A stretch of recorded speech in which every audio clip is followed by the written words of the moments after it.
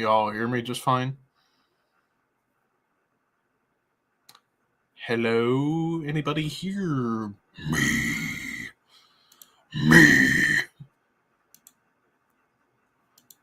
I think it's working.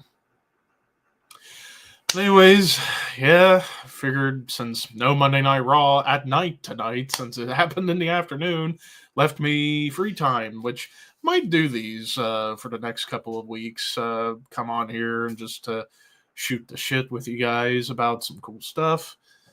And try to get my mind off of certain stuff that's going on this week for me. So before I stop dwelling on it, I do want to actually. Oh, real quick, let me.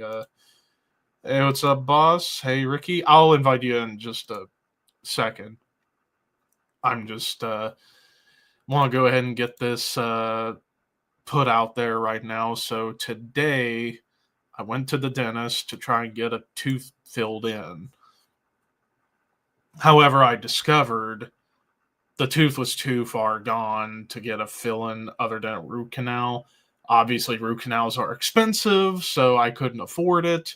So I have to go back to the dentist this Thursday, and I am actually going to get that tooth pulled. So that's going to be fun. But if I had gotten the root canal, it's just prolonging the inevitable anyways, because eventually crowns will break or whatever, and you got to get that tooth pulled anyways. So, yeah, I'm just going to get it pulled and move on with it and feel a lot better once it heals in a few days afterwards. So, I wanted to make a note that there might be a chance I might not be able to do reviews this weekend. If I can, I'll do my best. But if I can't, you'll know why. Because I'll have to let, with the tooth and everything, kind of let everything settle out. Because obviously, once you get a tooth pulled, you're going to bleed a little bit. And it's going to suck. But after a couple of days, it'll all be okay. Although starting today, I got antibiotics I got to take. I got to take at least 2 a day, maybe 3, possibly 4. But yeah, I got so I already took one. I got to take another one here in about 30 minutes to get a minor infection cleaned out. Even though I'm supposed to be taking this for a week, take one every 6 hours for 7 days. I got to get the tooth pulled before this runs out, but it should still be okay. So, yeah, just wanted to get that out of the way to let people know. I might make a post about it in the community tab on my page to let everybody know that the reason why you might not get reviews this weekend is because I'll be trying to heal up from the tooth extraction. So, yeah, it's not fun to have to lose a tooth, but I would rather have no pain afterwards than to deal with a root canal crown causing issues. Because I know Scott, he's had a crown forever, and he's going to eventually have to get that tooth pulled. So, with all that said, stuck in work for another 2 hours? Good Lord. Nah, but this has taught me a couple of valuable lessons. Because I was stupid, I hardly ever go to a dentist. So, yeah, if anything, I'm going to have to start at least every year, maybe the 6 months recommended, go to get a cleaning so I don't have to worry about any more problems for the rest of however long. I mean, I got a tooth that does possibly need to get worked on, but it's not gotten worse, so I'm not worried about it right now. Just take everything as it goes along. And also, start using fucking mouthwash after brushing my teeth, or what have you. So, like, after brushing my teeth in the morning and at night, mouthwash, and I'll be all right. So, yeah, it's gonna suck having a tooth missing, but yeah, the only thing, the worst part about all this is trying to have to sleep the next 3 nights. It has been hell for the past nearly week because anytime I lay down, it feels like I'm getting poked right there in that tooth. And sometimes I end up waking up every 2 hours, sometimes every 20 minutes. And I have not been getting very good sleep. Well, the last 2 nights have been better because I use Oragel and take ibuprofen or Tylenol right before bed, and it's helped a little bit. So hopefully I can keep that routine up for the next few days, and I should be okay. Well, obviously I'll probably still have to take like Tylenol after the tooth's gone to see how much that will help. But enough dwelling about that because I'm already bummed out about it. I actually want to cheer up. So let's actually get some people in here. I know Ricky said he wanted to join. If anybody else wants to join that's watching, let me know and I'll try and get you in. And we can just talk. All right, so Ricky, where are you? You're right here. There you are. Actually, I want to see if I can get good old Nick in here. And we can talk. Damn, I got a ton of Facebook notifications. I've been slacking on my notifications from a group that I'm in on Facebook. I don't check Facebook for anything other than messages and a group that I'm in. And that's it. Nothing more, nothing less.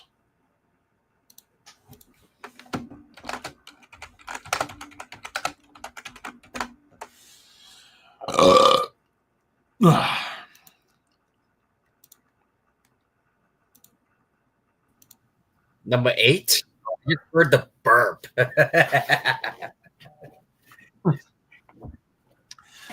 But yeah, if you caught what I was talking about, yeah. Yeah, it's a pain in the ass. I know. My mom went through that a couple of years ago. They had to take her. I guess one of the wisdom tooths out. It ain't fun. Well, the wisdom teeth, I'm not really worried about because they grew, at least my upper ones, they grew down. They didn't grow in. They haven't caused me any problems. Although this one's, they found a little bit of decay, but until it gets worse, I'm not going to worry about it. Mm-hmm. It's just this. This one. This one is what's going to get pulled. But I would rather just get it done and over with than to deal with a root canal and have to pay $3,600. I am not doing that. And also, like I said earlier, it's just prolonging the inevitable anyways. Just get it done and over with and I'll be a lot better off. Yeah, I know the whole thing, your teeth might spread. It might be good because some of my teeth overlap, so it might be good. I guess it depends. Yeah, but enough dental talk. The damn dog. Yeah, it's my dog. Who let the dogs out? Woo, woo, woo, woo, woo. Giving the dog a bone. Giving the dog a bone. Let's see. Hey, what's up, Mike? Hey, Mike. Demolition Hammer, Faith No More. That is a very weird pairing. Two super schools of thought, but I'm gonna go with Faith No More since don't get me wrong, Demolition Hammer, great band, but it's Faith No More. Come on. Yeah, and besides, Demolition Hammer's only got 2 out of 3 good albums. Yeah. Whereas Faith No More, apart from their early stuff, like pretty much from the Mike Patton era, almost onward. Perfect. Yeah.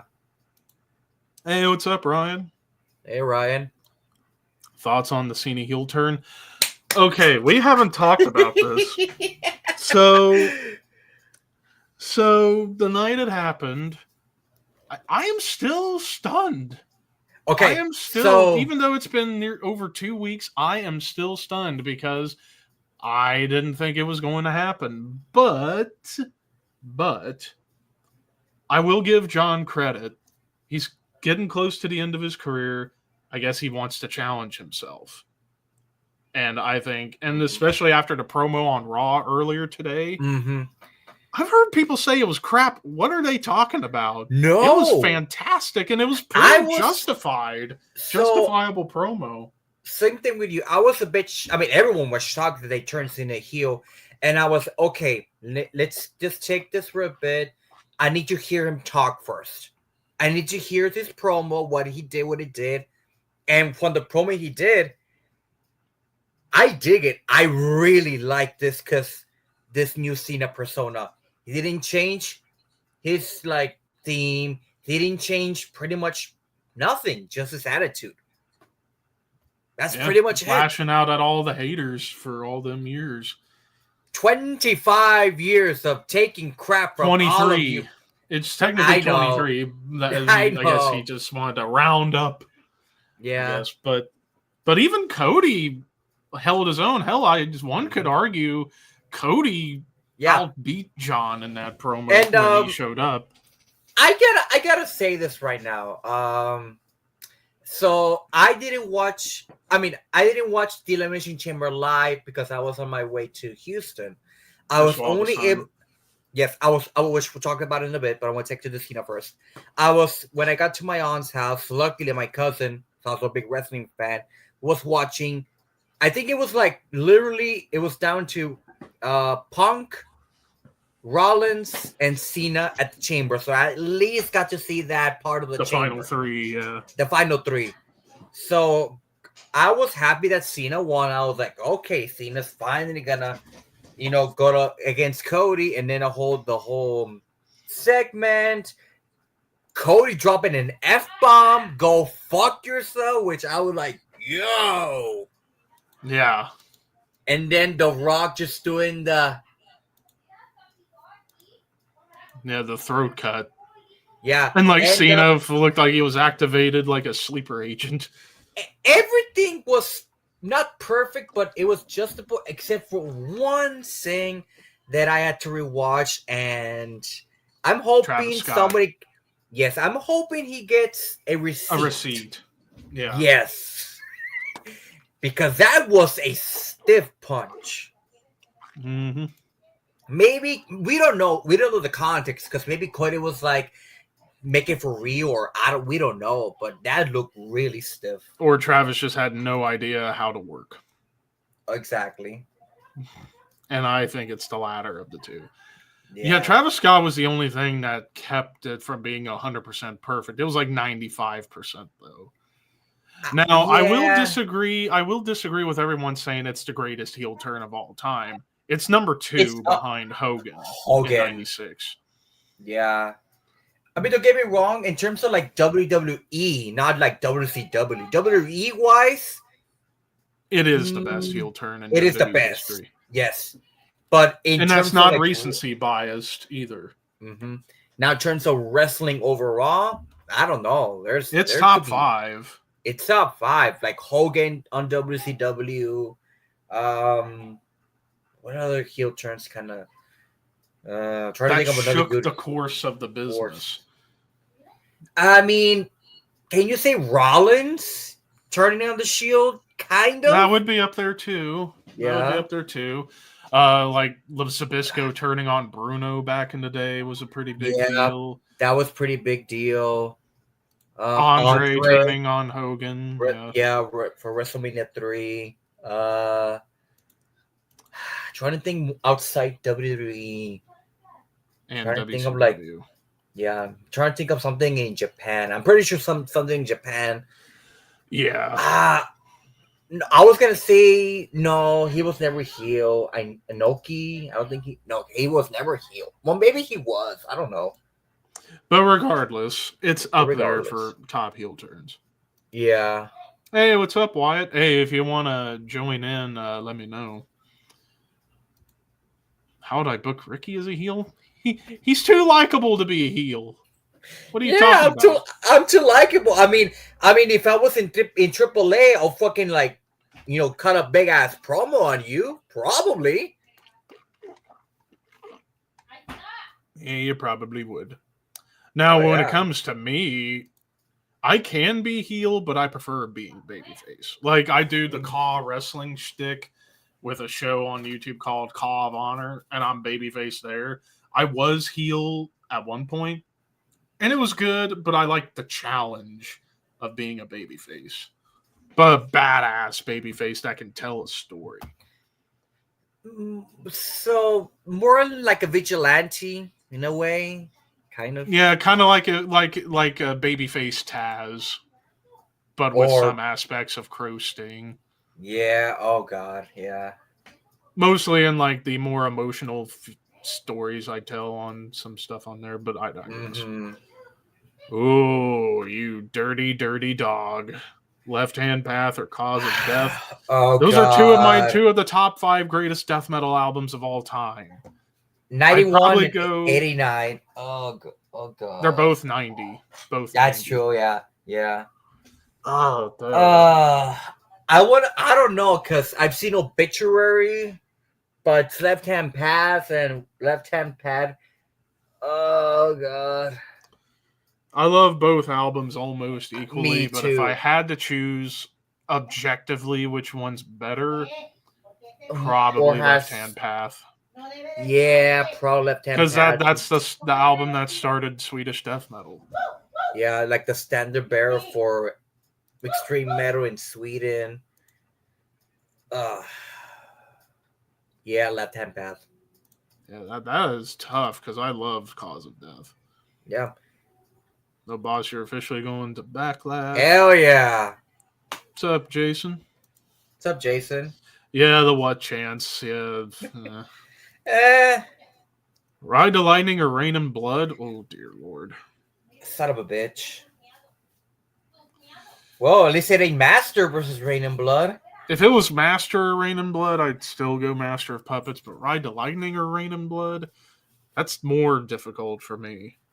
Because Ride the Lightning's my number 2 Metallica album. Rain and Blood's Same with me. my number 1, even though I like Hell Awaits more. Same Objectively, with me. Rain and Blood's better. I think I'll... even though I listen to Ride the Lightning more, I guess I would go Rain and Blood in this case. Yeah, Ride the Lightning for kind of being one of the Godfather albums of extreme metal that paved the way for, a lot of the black metal. But yeah, it's man, that's another tough one. Damn you, Ace. I know. Punk's heel turn, some of Punk. Bloodbath or Grave? Bloodbath. Bloodbath. Because Grave has had nothing against Grave. They're a consistent band apart from a couple of albums in the mid to late 90s. Bloodbath has had a near flawless catalog. Even my least favorite album, which I'm not going to spoil it because I am ranking Bloodbath later this year.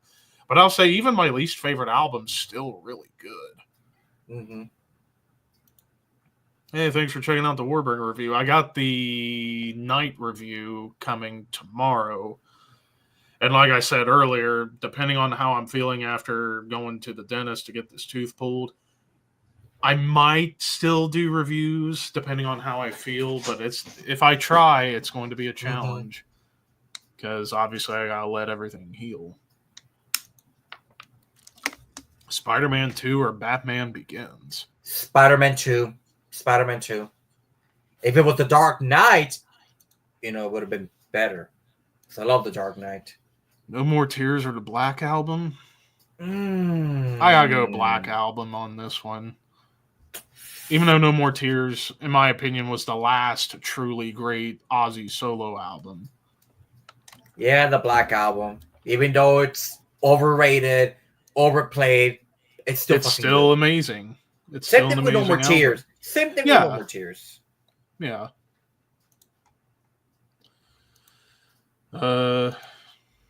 Hey, what's up, Tyler? What's up? Let's see. But going back to the Cena heel turn, yeah, I was kind of surprised that he came out with his typical music, but I guess he addressed like, I'm not doing what you want. I'm doing what I want, essentially, which I like that. But part of me does wonder if he's just saying that to egg everybody on and that he will debut a new song at WrestleMania. I don't think so.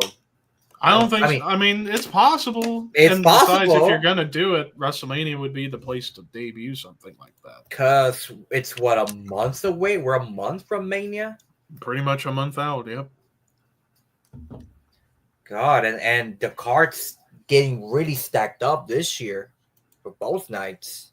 I mean, hell, it looks like we're probably going to get a Braun Breaker Penta match for the Intercontinental title, which that match is going to feed families.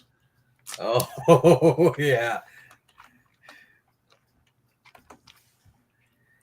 And that's not what I was expecting them to do with the IC title. I was expecting them to do a 4-way with Breaker, Balor, AJ, Logan Paul, but I guess I think we're gonna get Finn versus Dominic at Mania somehow. Or hell, this could all be a vehicle for Aleister Black to come back and turn Balor babyface and Balor Aleister. I see Aleister and Rey Fenix debuting after Mania. Yeah. That's how I see it. That's to me, because right now, with Penta being really pushed as a single, which I've talked about in the chat, I don't mind him teaming up with his brother. Hell, they could give him the tag titles and rule the SmackDown division, or I guess in this case Raw, since Penta's on Raw. But still keep Penta only a singles guy going after singles titles, giving more opportunities. Because I mean, let's be honest here, Rey Mysterio doesn't have that much time left. He's closer to 60. He just turned 50 back in December. Well, yeah, I mean, then again, Father Time catches up to everyone, so you need to have a now established superstar. You want to get over the Mexican market, which I thought Backlash was going to be in Mexico City. That was the big rumor. I think what's happening this year, I think there were probably some venues here in the States that were probably upset that they didn't get some certain pay-per-views. I think they're trying to balance everything, because you noticed last year, besides the big four, the only other show that was pay-per-view that was stateside was Bad Blood. Every other show was all over the place. Backlash was at France. Of course, the 2 Saudi shows. You had Money in the Bank in the UK. You had Bash in Berlin. Or actually, no, Money in the Bank was in Toronto. Oh, yeah, it was in Money Toronto. in the Bank was in Toronto. Yeah. And then Bash in Berlin. Clash of the Castle was it Scotland? Yep. Scotland? Yeah. Yep. In Glasgow. Yeah. Or no, it might have been Edinburgh. I forget. But point is, other than the big 4, you only had one domestic pay-per-view, and that was Bad Blood. So I think they just want to try and give more pay-per-views to some state cities, which I totally get, because you do need to balance everything out. I hope we can get a show in Ohio for a pay-per-view. I know SmackDown, I guess I heard, is going to be in Dayton sometime in May after WrestleMania, which I could go to it. But then again, Dayton, the city. How far? It's like 2 hours. That's not bad. And I've been to the arena, the Nutter Center, before. That was where I went to SmackDown in 2017 during the Jinder fucking Mahal era. Oh, God. And I got to see Nakamura for the first time that night, too. Mm-hmm. Yeah, I think I'm trying to, and I know there's been a lot of countries that should get a pay-per-view eventually, like, of course, Mexico, one of the big ones. Italy, even though we're getting SmackDown in Italy this Friday. Japan needs to get a pay-per-view eventually. Probably do a big show at the Tokyo Dome, just so Dave Meltzer can jack off. Even though, when was the last time they had like a big WWE? Was it Unleash in the East or the NXT days? Yeah, I think it was the NXT. I know it was not quite NXT, but they had an NXT title match. Yeah, that was 10 years ago. Beast in the East. Beast in the East. I know. Priest in the line. Sure was. Yeah, it was Samoa Joe Balor. I remember. Yeah. Was it Joe? No, it was KO and Balor. It was KO and Balor. It was KO. It was KO because KO was NXT champ and Balor won the belt off him. And then they had the ladder match at one of the takeovers after. Oh, I remember now. It was KO. No, Joe Ballard, that was a year after. And it wasn't in Japan. Uh, Hey, Ryan. Hey, Hey guys, what's up? Nothing much. Just trying to get my mind off of shit. What other countries? Trying to think of the countries that have a pay-per-view. We've had a show. Well, we've had a show in France, Germany.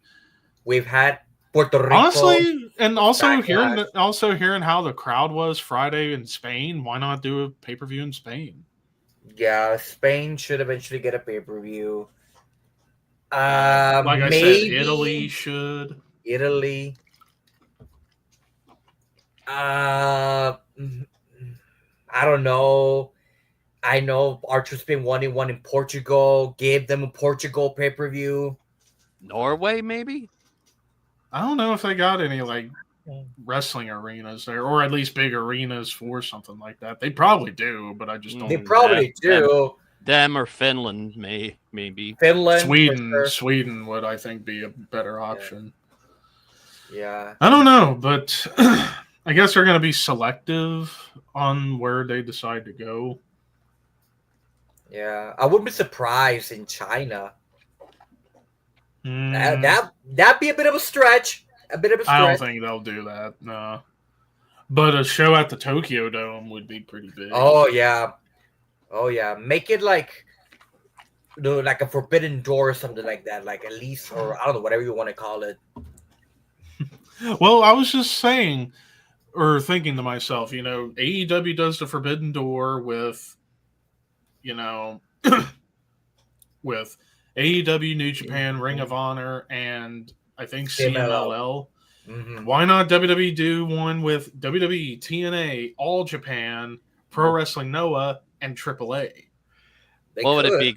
The Worlds Collide thing. They did that. Worlds Collide thing. When Worlds Collide show.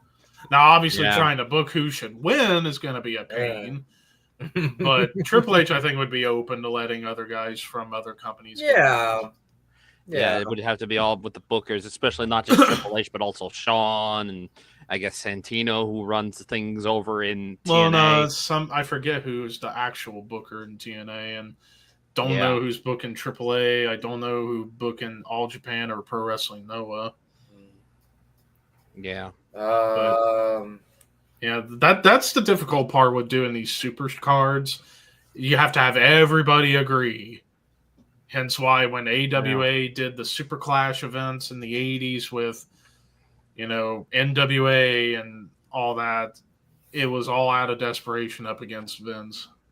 Yeah. But then you're now seeing it's all open. Hell, I think I even saw that Natalia's competing in NWA, which I was kind of shocked about because they announced it like NWA I saw on Instagram that they announced that Natalia is going to be competing, I think, at the Crockett Cup, I believe. The NWA? Wow. Yeah. Yeah, maybe NWA could be part of this too. The one company that definitely wouldn't do anything with either AEW or WWE in terms of a supercard is GCW because they're neutral. Because you'll see guys from both companies on the same show. Yeah. Like hell, I think it was one of the Bloodsport events last year. I think you had Moxley and Shayna Baszler on the same card. Mm-hmm. So GCW would be like, we're going to stick on our own. MLW, I wonder which company they would rather do a super show. I think WWE. I think MLW would go with WWE. Because look, you got quite a few guys from MLW come up, like Jacob Fatu and even Matt Riddle's in MLW right now. I mean, it's possibilities are endless. It's almost like we're about in the era of wrestling where it might be going back to, I wouldn't say territory era, but like something close to it. Yeah. To a degree. To the point where everyone acknowledges everybody, like, oh, he was in WWE. Well, I don't know if WWE acknowledges AEW, but hints of it or whatever the fuck. Well, so now this gets into another thing, and that is with the Hall of Fame. So we see that Lex Luger is finally going in this year. Yeah. Now, if it were a perfect world, it should be Sting inducting him. Mm-hmm. And I've heard rumors that Triple H is open to letting Sting come in to do it. It's just a matter of, does Tony Khan want him to go? And given how Tony has been in the past couple of years, who knows? Yeah, because I think Sting still has like a Legends contract with AEW or something like that. Yeah. But obviously, WWE has no problem having certain AEW people featured on the show. I mean, hell, 4 years ago, Jericho was on Broken Skull Sessions with Stone Cold. Billy Gunn, when he got inducted with DX. 3 years ago, for John Cena's 20th anniversary, Daniel Bryan and Chris Jericho featured on TV. There was, I think, a couple. I remember this might have been around the late 2010s, but I remember it was, I think Rob Van Dam might have been with TNA at the time, and he showed up on WWE TV. Like, it might have been a Legends deal thing, but I was like, well. Yeah, I think it was a Legends deal situation. Yeah. It just depends on Tony, man. Depends on Tony. Yeah. Brutal Planet or X Factor? I actually don't even know what Brutal Planet. Who did Brutal Planet? Alice Cooper. Yeah, Brutal Planet. Underrated album from Alice Cooper. Underrated. Then again, X Factor's an underrated Maiden album. I say the best. It's easily the best of the two Blaze albums. I would also say the best of Maiden's 90s albums. Like I would probably have. It would be that Fear the Dark 2, No Prayer 3, Virtual 11 4. Yeah, that would be me too. But pretty much Brutal Planet is pretty much Alice, not really going industrial, but kind of like he was seeing Manson. Exactly, but still typical Alice, still get your typical Alice, but he was like, okay, Manson, take notes how to do an album like that. And it was fucking good. Fucking hard to find on CD. Trying to find one for years.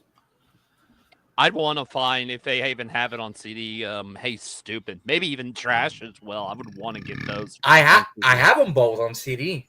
I haven't bothered to look sometimes just to try and find them, Amazon. eBay too, I forget. Yeah.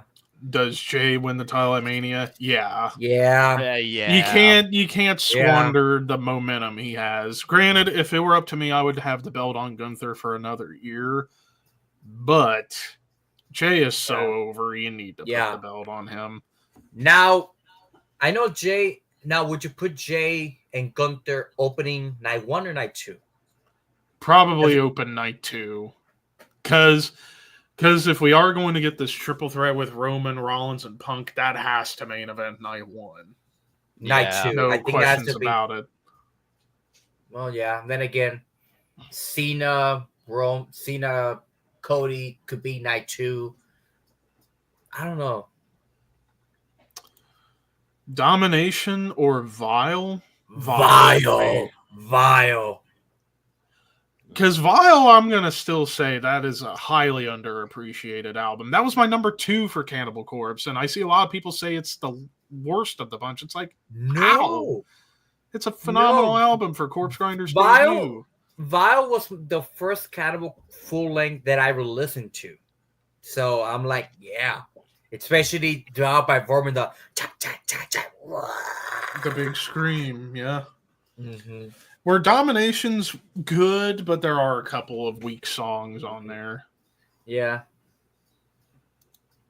Death Rattle or Floods easily Floods. That solo alone.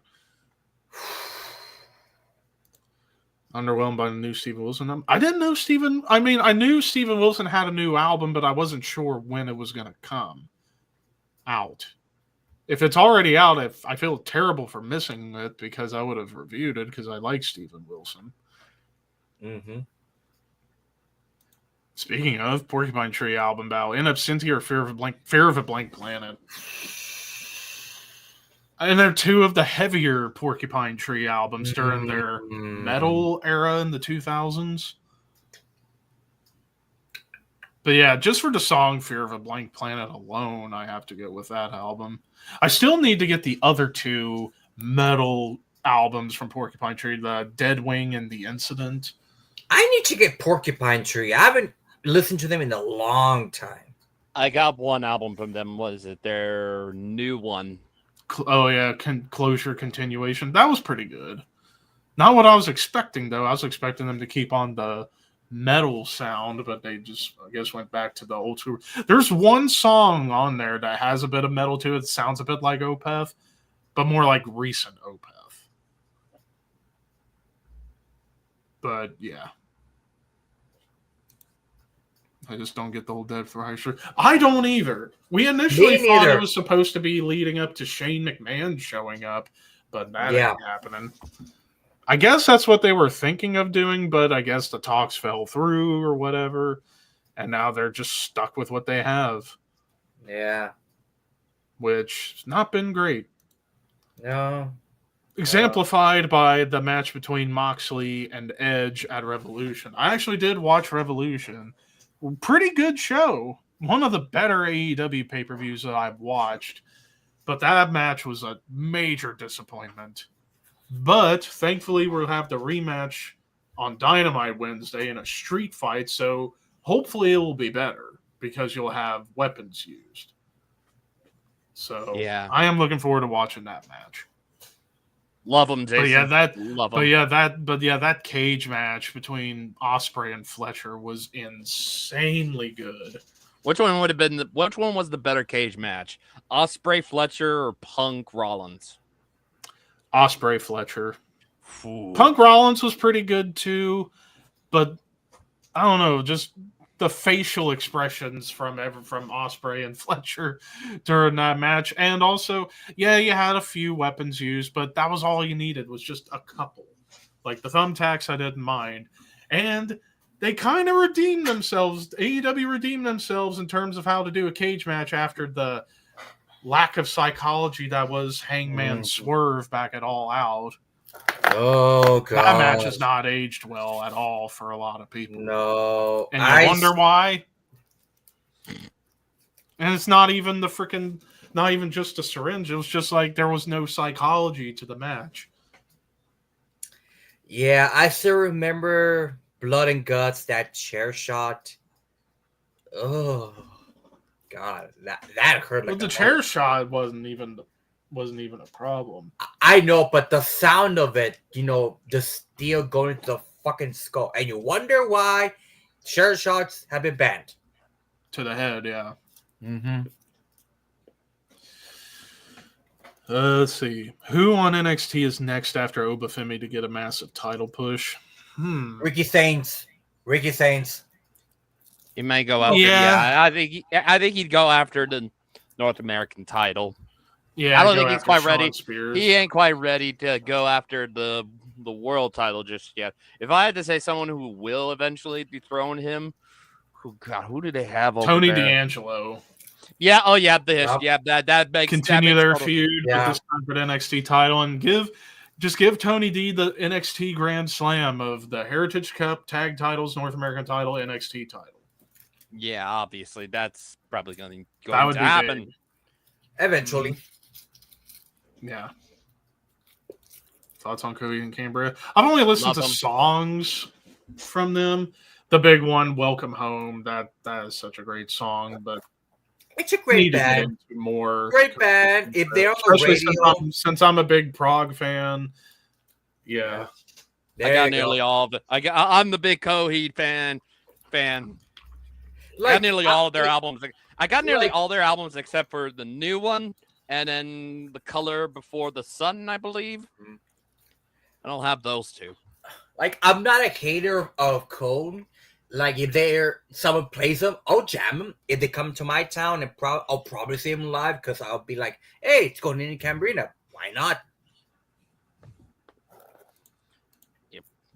I'm the big Coheed fan. Rank your 5 worst AEW matches and WWE matches. I haven't seen enough bad matches from AEW to pick, so I'm just going to stick with WWE. Top 5 worst WWE matches. Ooh. Well, I'm not going to say in any particular order, but I got Brock Lesnar, Goldberg, WrestleMania 20. Yeah. Diesel, Mabel, SummerSlam 95. Oh, yeah. Taker Gonzalez, WrestleMania 9. Oh, yeah. Oh, Yeah, that would be up God. there. Michael Cole, Jerry Lawler, Mania 27. The Bam Bam's team versus the fake 4 Doinks at Survivor Series 93. That was terrible. I mean, I could mention a bunch more matches, but I don't know about a top 5. Extreme Chamber. Nah, it wasn't even that bad. It was just okay. Yeah, that was a bit of a stretch. Same with the IC title chamber. It was just okay. Just the issue was after Mark Henry's pod door came loose, it just threw everything off. Mark's reaction was like, "Do I go in? What do I do? I guess I'm going in." And I bet you that was one of the other reasons why they switched designs for the chamber in 2017. Because you noticed they didn't do another chamber match until then. They didn't have one in 2016. Mm-hmm. So that was probably one of the reasons why they decided to go with a new design, not only for the door issue, but also so that way people can do more spots on the floor. When did they change the floor? Was it 2017? Yeah, it was 2017. Okay. Where they changed it to what we have now for the chamber. But other bad WWE matches. I can agree with you, Cole, Lawler. Taker at Mania 37. I definitely agree with you on Taker Gonzalez.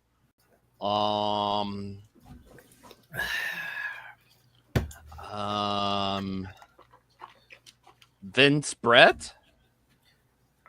The only reason I don't put that up there is because at least there was a purpose to it. Mm-hmm. Fair enough. But if the match would have been like 5 minutes, it wouldn't be anywhere near. I give that match. I let that match slide because it served its purpose in the end. Let me try and think. Yeah, there's like what, maybe like 100 to 1 billion WWE matches that happened in the past 50 years. So yeah, I'm just trying to think of any of the Taker matches that I can think of. Oh yeah, his match with Goldberg. That's got to be up there. DX Brothers of Destruction would be up there. We don't talk about that one. That one never happened. Nope, 2018 was a rough year.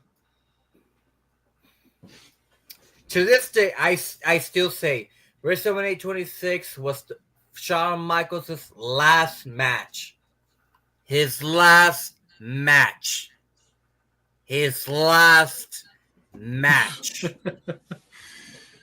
Alrighty. I disagree with this one. The Joe Lesnar at Great Balls of Fire. No, it wasn't a bad match. It wasn't a bad match. It's just people were upset Joe didn't win, which I was one of them. But the match itself was okay. No, but I guarantee if the match happened on a bigger show and Joe won, people would probably say that was really fucking good. I don't remember how Lesnar won. Was it by? It was one F5. It was one F5. Yeah, I thought it was by TKO. Then what was the match? Oh yeah, it was Orton. with Randy. He won TKO.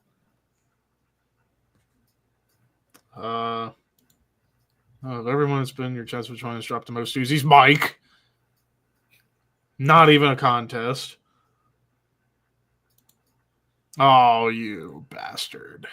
Oh, you son of a bitch. You really want to get on timeout, Jason? You really want to be on timeout? Oh, I still need to get Crimson one of these days. Jason!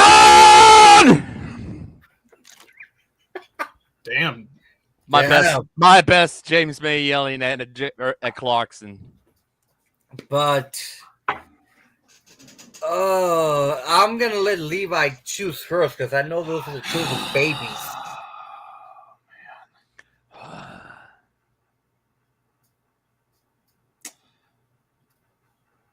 I'd probably go Blackwater Park by a tiny bit. Yeah, same. I think I'm gonna go with Crimson on this one. Love both albums to death, but that's a pickle. Oh, damn it. Lemmy or Ozzy? Lemmy. I love Ozzy a lot, but Lemmy's God. Come on. Ozzy for me. Don't have much of an attachment with Lemmy, unfortunately.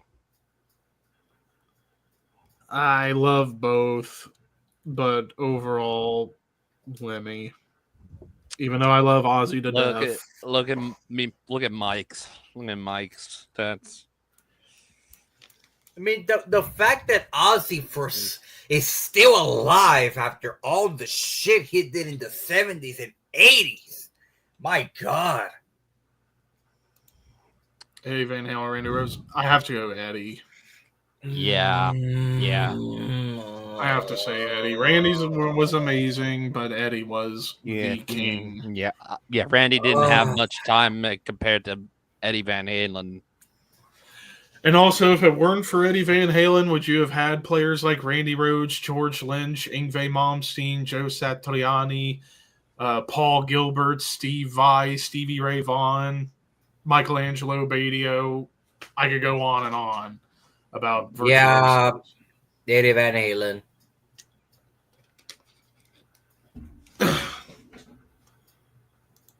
Blackwater Park or Octavarium? Blackwater Park. Blackwater Park. Octavarium's great, Blackwater, but Blackwater Park buries That's not even a if it was Awake against Blackwater Park, that would have been a lot tougher.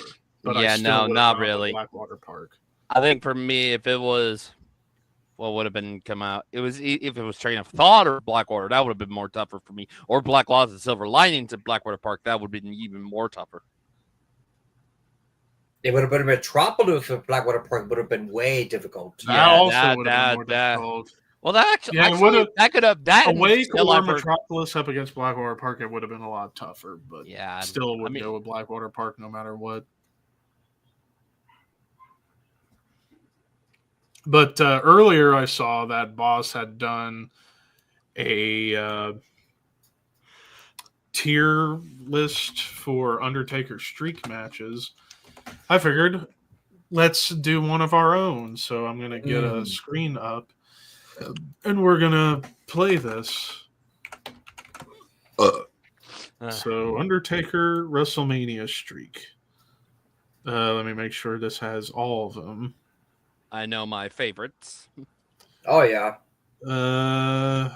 Okay, this one doesn't look like it has all of them. What about this one?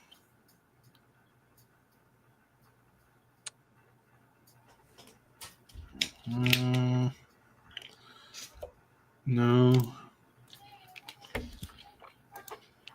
Let me think, because I know them all by heart. So are we going to all of his WrestleMania matches? Or yeah, we're gonna rank them all. Yeah, hang on. Oof. I'm just trying to. Okay, I think I found one that actually has all of them.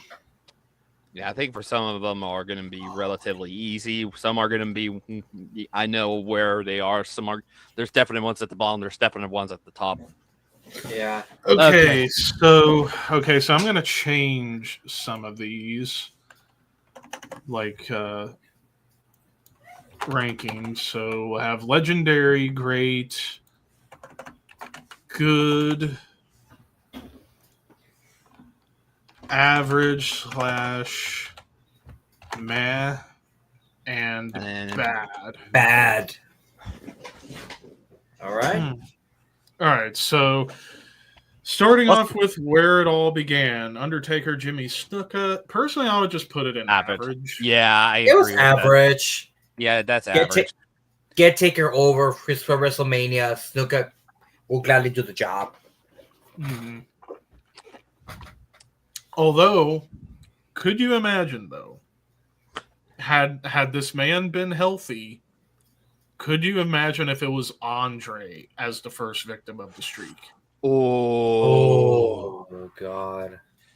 I don't know Because how I don't know if Taker could be able to pick him up for a he wouldn't have had to do a tombstone. He could have done something else. He could have just choked him. Choke him or do something. Yeah. What could you do with Andre? That's difficult. Would he even be able to pick him up for a choke slam? Oh wait, Taker. I don't think Taker was doing choke slams at the time. No, yeah, they would have figured something out, but yeah, they would have figured. And also according to stories, Andre liked Taker. Yeah, he had something in mind, but nothing came of it. Could you imagine? Obviously, Andre was so far done physically. Can you imagine if Taker debuted earlier, that there may have been a match? Yeah, Andre would have been glad to do the favors to Taker, get a new superstar over. That would have been if that match happened at Mania 7, that probably would have been good. I don't know if it would have been a good match. It just would have been like a big spectacle. Yeah, it probably would have still ended up in average or meh. Okay.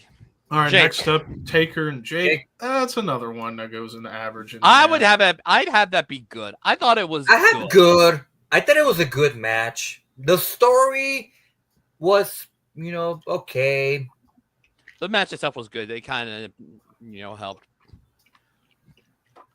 Again, another match. Jake Roberts doing the favors for leaving for the billion time. Was it the second time?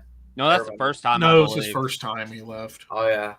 And the only reason he left was because when Pat Patterson was arrested for the Ring Boy scandal, Jake, he wanted to take Pat's spot because he always wanted to be in a position of creative and help guys out. But Vince didn't want, just in case Pat was acquitted of everything, didn't want to give up Pat's spot yet.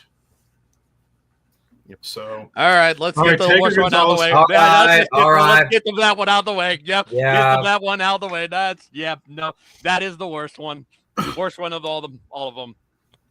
And then Mania, since he wasn't at 10 due to injury. Yep, 11. Skip ahead to Mania 11 with Bundy, which that's almost as bad as Gonzalez. Yeah, Gonzalez is it's bad, but it's not as worse as the Gonzalez one. Nah. In fact, there's still one other one worse than Bundy, but not as bad as Gonzalez. We'll get to that soon. All right, Mania 12 Diesel. Personally, this is the most underrated match. That match was good. That match was great. Yeah. For a big man match, that was the pinnacle of that up until 2 years later. And Kevin Nash said a billion times he hated working with big guys, but with Taker, he could have a actual proper match. Yeah. Proper match, because Taker would do stuff like he was a cruiserweight.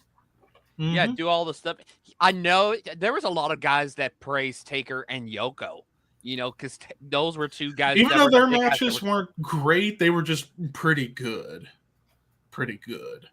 Because remember, when this Diesel match happened, this was right. Like whenever this Diesel match happened, this was right at the beginning of Taker evolving in the ring. Yeah. And that started with the match against Brett at the Rumble 2 months prior. All right, Mania 13, Taker Sid. That one's going in bad. I think it was it's good. For the simple fact the match went way too long and there was literally no build for this match. The only semblance of build you had was on the Go Home Raw. That was it. And the match went 20 plus minutes when it shouldn't have. If it was 10 minutes and there was build, it could have gone up to good. But because it went 20 and there was nothing to it, and let's not forget too, they turned Sid babyface before the match even started when he powerbombed Brett. And then, of course, the ending was tainted. Like, the one thing we all wanted was Taker to win the belt. they couldn't even get that right because Brett gave the jawjacker to Sid and then Sid into the tombstone, so they can't even have Undertaker win the belt clean. So, but he'll make up for that. But he make it up for that a decade later, at the very least. Next okay, up, let's get the Taker Kane, legendary. Yeah, legendary. Yeah. The story alone. The build, probably easily the best built match of the streak. Not even close. It's not even close, Ricky. It was easily the best build up to a Mania match for Taker. All right, Mania 15, Taker Boss Man, easily bad. It's the second worst of the bunch. No, I think I have that average. Let's be honest. The only thing we all remember from this match is the ending where Taker hangs him. And the only reason they even had this match in Hell in a Cell was to cash in on the success of King of the Ring 98. If you had to do a cell match with Taker at WrestleMania, it should have been Undertaker and Kane. And they didn't do it. Yep. And that was stupid. Instead, they had to do Boss Man, which nothing against Boss Man, but not to mention this was technically a heel versus heel match where they, I guess, tried to make Boss Man the babyface. But the fans hated Boss Man because he was with Vince, and they cheered Taker. Yeah, and then it's funny, like the corporation against the ministry, and then a couple of months later, corporate ministry. Yeah, which made no sense. So he wasn't at. So then he wasn't at 16. 17. 17 against legendary. Legendary. I would say great.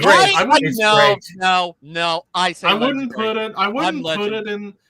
I wouldn't put it in legendary because I think the two matches they had later on were better. That's the best one. That is literally the best Triple H Taker match. Out of all the three that they had, I think to myself that is the best Triple H Taker match. To me, that's kind of the middle, honestly. Don't get me wrong. Lemmy, Motorhead, or Triple H. Taker, Flair at 18. I say legendary as well. I mean, it got Flair's confidence back going forward for a little while in WWE. Yeah. And hell, it's a close second to Hogan Rock on this show. Yeah. I mean, and also probably my favorite moment of the match, Arn Anderson coming in to do the spine buster to Taker. And people thought the streak was about to die right there. Nope. And then at the very end? Yep. The 10-0. All right, Mania 19 against Big Show and A-Train. Average. I say average. It was average meh to me. I remember watching that all the way. And I was like, it's meh. It's average. It's nothing. It's nothing. Well, let's not forget. I wouldn't put it in bad. I would not put it in bad because I thought it was average. Ricky, where do you think it should be? So this match is a bit of a clusterfuck to me because at the very end, Nathan Jones kicks. Was it Big Show? Or was it A-Train? Was it A-Train? And the referee didn't do shit. I'm like, yo, ref, what the hell? So to me, it was a bad match. I don't think it's bad. I don't think it was bad. Well, it's not the worst. It's it's not the worst. I'd say it's not. I don't. It think was it's the bad. least worst. It was the least. I'd say it's one of the worst average matches. So so for parameters, so bad would be matches I would give 2 stars under. Average to meh would be like 2.25 to. I put it there. 2.5. Good would be like 2.75 to 3.5, and grade would be like 3.75 to 4.25, and then legendary 4.5 to 5. All right, next up we get Taker Kane. Great, average. It was average. It was just essentially a squash match. It was like Kane got a little bit in, but it was largely a squash match from Taker. All right, Taker, Randy Orton, Mania 21. I want to say this: the entire feud between Taker, because that was the first feud I ever watched for Taker was him and Orton. I argue that's one of Taker's best feuds, rivalries. Top 10 feud, yeah. It's one of the first ones, and it was so great up all the matches they had that year in 2005. So I could kind of agree with you. It would definitely be great. All right, next up, Taker Mark Henry casket match. Good. I would say good. It was a good match. Solid. It was a solid match. For a casket match, it's one of the better casket matches you can see. The dive. First time we ever dove off at Mania. Oh, yeah. Well, that was the first time I seen the dive. Like, oops. It was so awesome. All right, next up, Taker Batista Mania 23. Great. I'd say great. Great. That was a great match. Same with Edge at 24. No, that right there is my personal favorite Taker Mania match. I absolutely loved that. Just the build up to that match between the two. Both were going into the match. I mean, they kind of omitted the Money in the Bank match for Edge, the previous Mania, but the build up between the two of them, them having the undefeated streaks to Mania, and then the build up of where Edge just had Taker's number all the way through to me, and then the match itself. Fucking brilliant. I fucking love it. Legendary for me. Ricky, your verdict? Love this match. One of my personal favorites. Even though it was a bit of a shock that this one went last. I know. It's kind of because they could have gone Big Show Mayweather, or hell, they could have gone Cena, Orton, Triple H last, or what should have went Flair and Shawn should have went last. I feel like I think with that, but I think that match, although you had to have a match that was going to be bigger. To me, that's deserving of main event because the story going into it was. It's a great match. It's a great match for me. All right, now Taker Shawn. Well, let's just put all legendary. Put all four. Put all four legendary. All four legendary. Right there.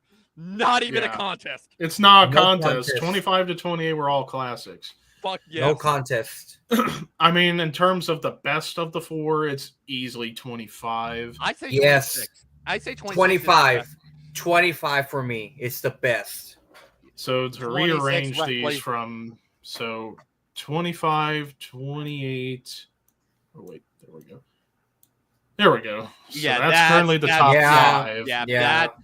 Easily that. I would say 26 because I think that those Triple H ones, the later Triple H ones, to me aren't as strong as the first Taker Triple H ones. But I do think they are still great and legendary. I just think that first Triple H Taker match is the better of the 3 Taker Triple H Mania matches, easily. At least in my opinion. So then the match with Punk at 29, it goes. I would say it was great. Great to good. It was somewhere around there, yeah. Probably put in between Edge and Diesel for me. Yeah. Okay. Better than the Diesel match, but not as great as the Edge match. Yeah. Now 30. I was there for this. Really? I would have said average / meh.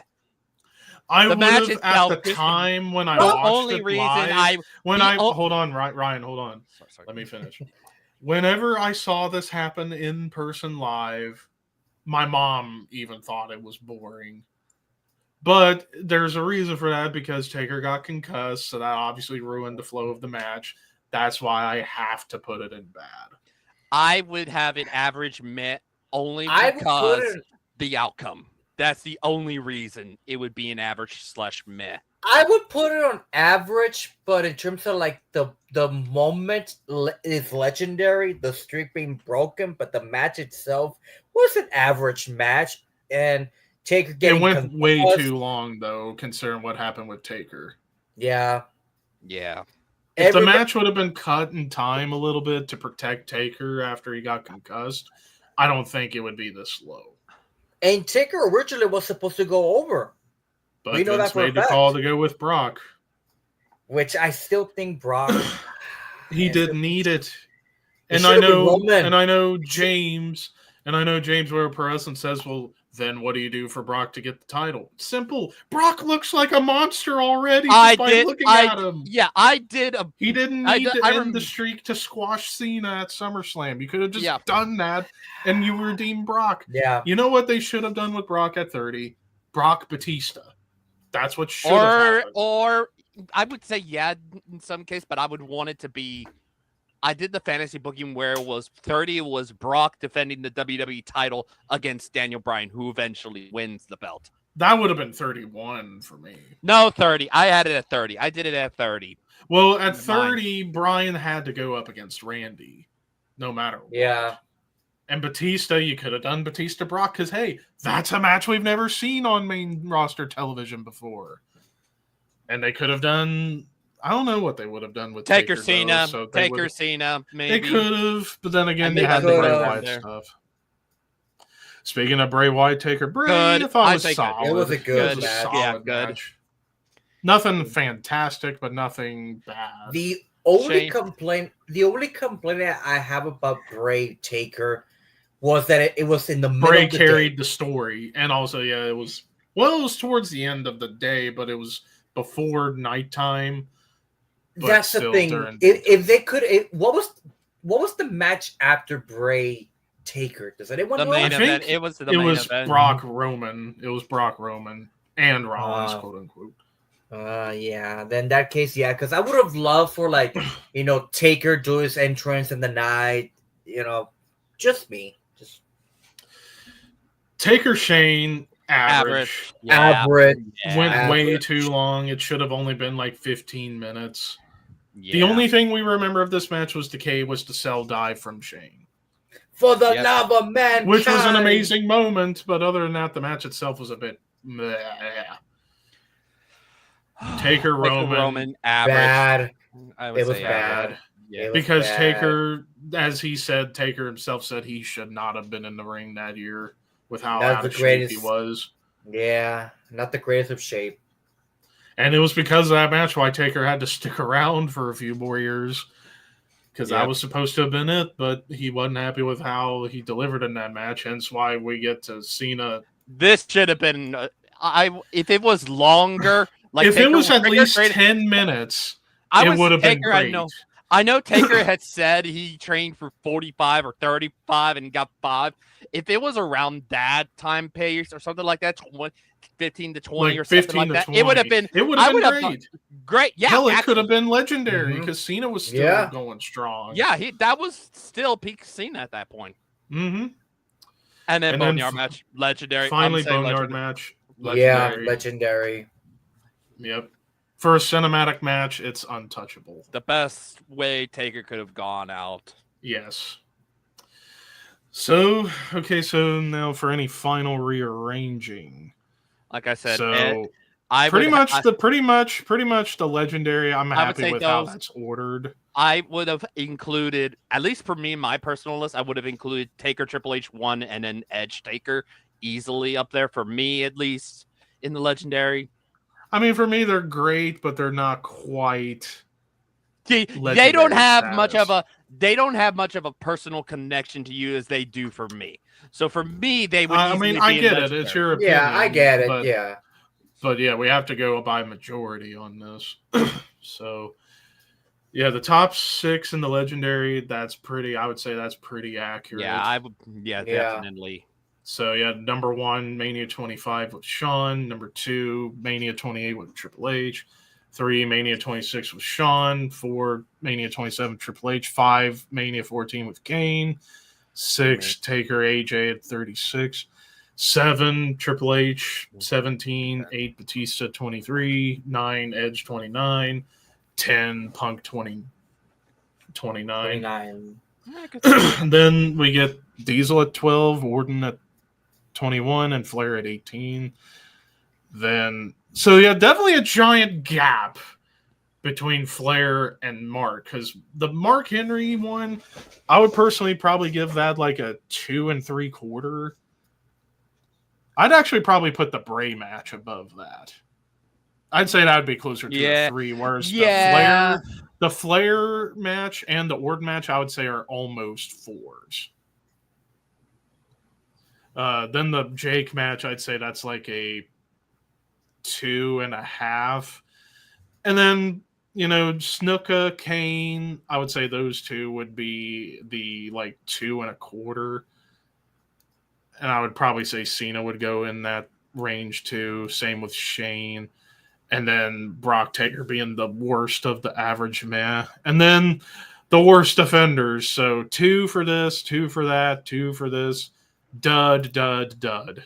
Yep. Yeah, easily freaking Gonzalez is easily The the bottom of the barrel Yep. easily the worst match of Taker's career, I would argue.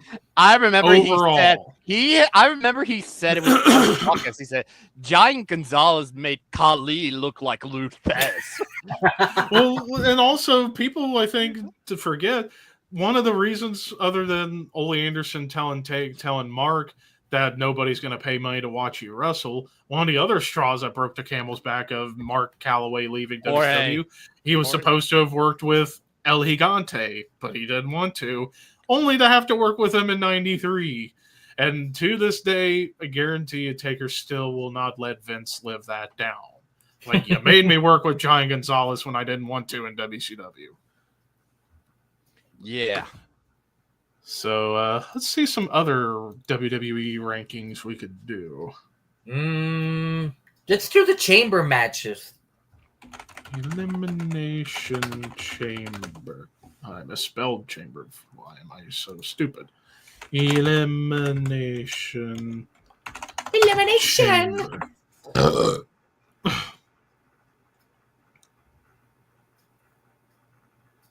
Every Elimination Chamber match. So, where's Survivor Series at? Oh, yeah, there it is. Yeah, so we kick off with... All right, let me actually zoom out a little bit. All right, so kicking off with 2002 Legendary. That's easily up in the S tier. Yeah. I would still argue it's still the best chamber match in company history. One of the best. All right, so actually, so to define how this is going to be. So S are like the legendary matches. A would be the great ones. B would be really good. C would be solid. Meh. D would be like okay, average. Because there's not a straight up bad chamber match, in my opinion. Like, you had a couple that were just sloppy, but they weren't like horrible.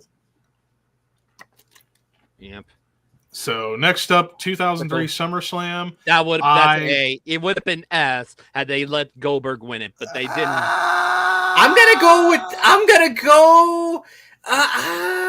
I'm torn between B and C. Okay, I'm trying to think because Goldberg was really strong, but the ending kind of fucked that up. That's the reason why I had Goldberg won the match. It would have been in the legendary tier, but because I don't know if it would have been shenanigans. Even before, let's go in the middle. Because even before, hold on, even before Goldberg got in the match itself wasn't that great. Like everybody else prior, it wasn't that strong.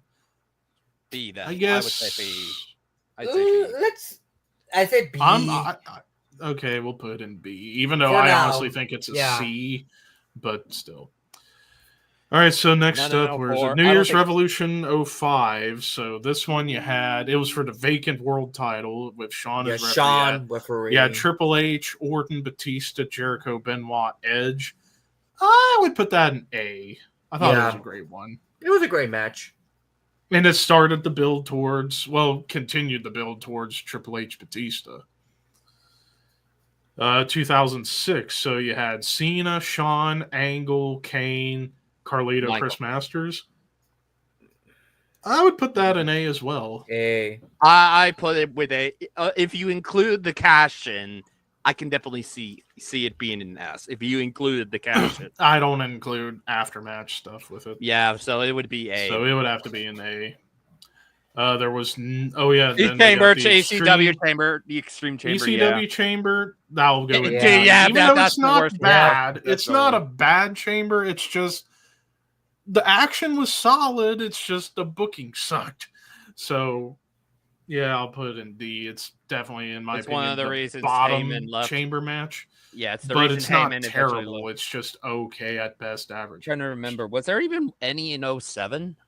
Nope. So we move on to 2008, There was two. where you had two of them. It was you had two of them. Khali, Big Daddy V, and then there was MVP Finley, Taker, Batista. Yeah, that was the SmackDown one. I give it a A. I give it a B. Say B. I give it a B. I give it a B. And then the other one, the Raw one, you had Jericho, JBL, Shawn, Triple H, Jeff Hardy, and who the hell was in that match? Other than those. Wait. OA. Hang on, let me look up. No Way Out 2008. Hardy. What was the sixth one? Umaga. Oh. I would put this one in A. Umanga. Yeah, I thought that was a great one. And then 09. So 09, where you had two chamber matches, one for Raw, one for SmackDown. So the SmackDown one, for the WWE title, you had Triple H, Undertaker, Edge, Jeff Hardy, Big Show, Vladimir Kozlov. Where's... Oh, it's right here. It's right there. I give it A. Honestly... I'm thinking between A and B. Probably go with A. Out of everyone in that match, Kozlov was the one that was... I mean, even though at the time... He was the only one... Kozlov was being pushed at that point. I know. But, at that point, he was being pushed as a monster. So I kind of see why they put him at the chamber. Yeah. And then the other one for the world title, you had Edge, Ray, Cena, Jericho, Kane, and Mike Knox. I'd put that in B. It was really cool. It's kind of cool seeing it's kind of cool seeing the two friends of Ray and Edge being the final two. That was kind of cool. With one of the nastiest spots in chamber match history, when Ray was going for like some senton and Edge threw him into the pod and the glass didn't break. No. Poor Kofi. Yep, poor Kofi. Yep.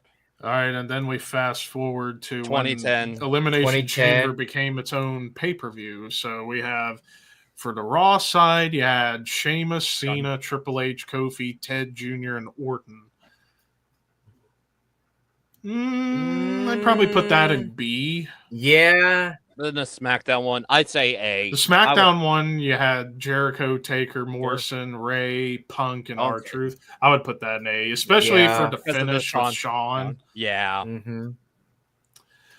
All right, and then 2011. So WrestleMania 27. Cena, So you had. Yeah, I got it here. So I got it now.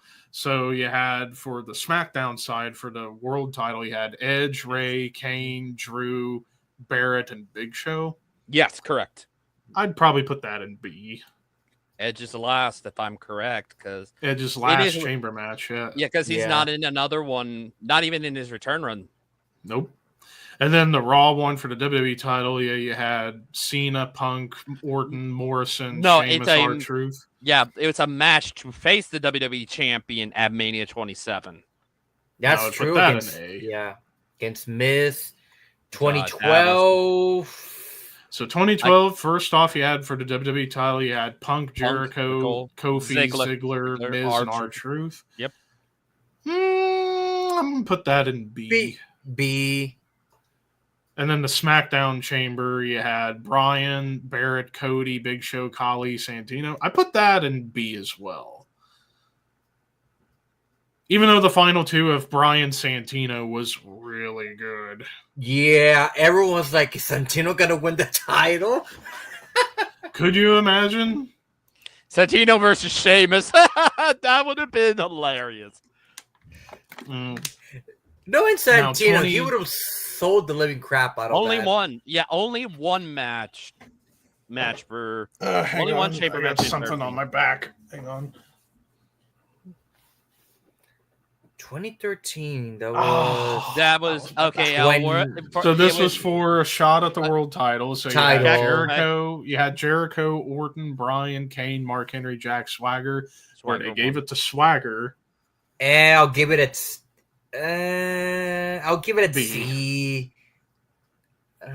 Yeah. Ryan, C. Yeah, C. Yeah. Yeah. It's mainly not A's because of what happened when Ziggler fucked himself over by getting pulled over and getting robbed of a world title win at Mania. Well, not getting robbed. He robbed himself of it. And then you had only one in 2014. It was for the title. You had Orton, Bryan, Cena, Cesaro, Sheamus, Christian. Honestly, I would put that one in A. Yeah. I thought that was a great one. And then we got the tag one after that. Oh, hang on a second. Hang on. Be patient, Ryan. I'm trying to get to it. All right, then you had the tag title chamber, which was a fun mess, but I'm going to put it in C. Yeah. It was messy, but it was fun. Too many people in the chamber.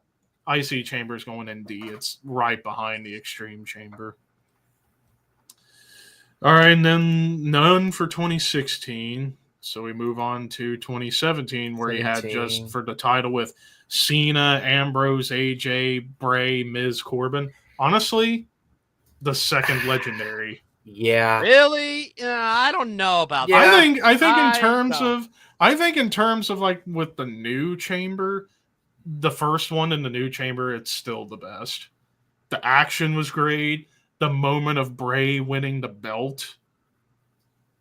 Yeah. The moment Bray pinning John and then pinning AJ. Pinning AJ. I'm not going to say that much because I think there's one later on that I think is better than it. I say A for me. Well, yeah, I'll vote it, bud. All right, so now 2018, we had the first ever women's chamber. So we had Sonya, Mandy, Mickey, Bailey, Sasha, Alexa. I'm put it in C because they got better. They got better as they went along. Yeah. And then the one and only 7-man chamber for a shot at the Universal title with Roman, Rollins, Strowman, Balor, Cena, Elias, Miz. I put that in B. I don't remember how they was it 3 in the ring and the rest started in the chamber? With 3 in the ring. Yep. Yeah. Which I would love to see them do that again.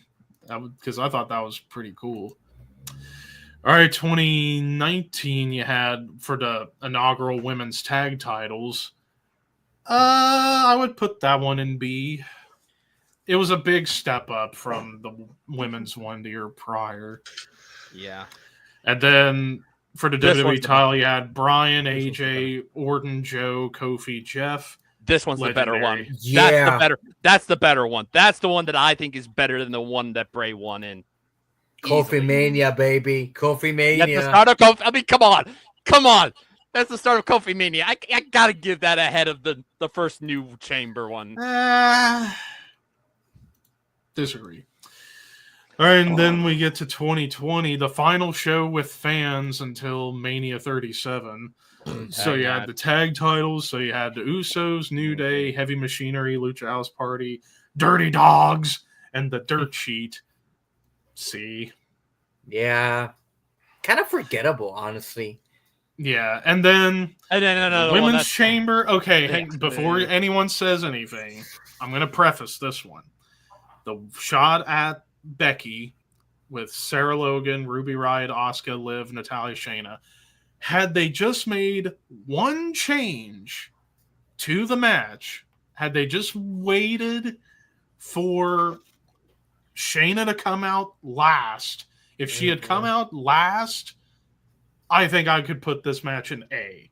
Because Shayna came in, eliminated everybody, which that in itself was impressive. The problem, you started it too soon by having Shayna come in fourth, and basically you had her wait until Asuka came into the match. Had they put Shayna to come out last out of the pod and then eliminate everybody, I would put that match in A. But because they made this switch, D. Yeah. Because fans were not happy about how they booked it with Shayna eliminating everybody, then waiting for Asuka to show up. It's like, had they just put Shayna in last after everybody else got in and then eliminate everybody till Asuka at the end, then I would put it in A. But because they fucked up the order, I have to put it in D. All right, and then 2021, where you had two of them. First, Universal, for an immediate Universal title match, you had Bryan, Cesaro, Jay, KO, Corbin, Sammy. I actually didn't watch the matches in 2021, so I can't really comment. Who was the re-champion in that chamber? It wasn't for a title. It was for a shot at Roman. Oh. Right afterwards. Because that opened the... won. That won the chamber. And then Roman came out. I'm trying to remember because, again, I have a blur during that time as well. I know I saw it. Trying to see how the match went, if I remember. I mean, the lineup is pretty cool. Maybe besides Corbin, but Corbin's no slouch. Mm-hmm. But everybody else, Sammy, KO, Jay, Cesaro, Bryan. I think...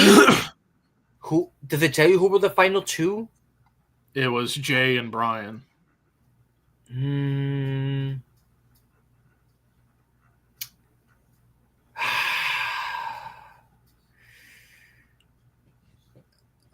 I think I'll go with C at the moment. I'm not counting it as a bad because if I watch it, I probably have a different opinion. I know I saw and then the it. Other, I just can't remember it. And then the other chamber for the WWE title, you had Drew, AJ, Orton, Sheamus, Kofi, Jeff Hardy. Again, I didn't see the match. Same area, I'd say C. So I guess C by default. Yeah. Now the rest of them I have seen. So 2022, you had the Women's Chamber with Bianca, Piper, Alexa, Liv, Nikki, and Rhea. The problem with both of these chamber matches, they were very, very short. Like, they were under 16 minutes. So I think just on that principle, I have to put both matches, even the one with Brock, Lashley, AJ, Austin Theory, Matt Riddle, Seth Rollins, I have to put in C because they were just way too freaking short. Mm-hmm. All right, and then 2023, you had first off the Women's Chamber match for a shot at the Raw title with Asuka, Carmella, Liv, Natalya, Nikki, and Raquel. I would probably put that in B.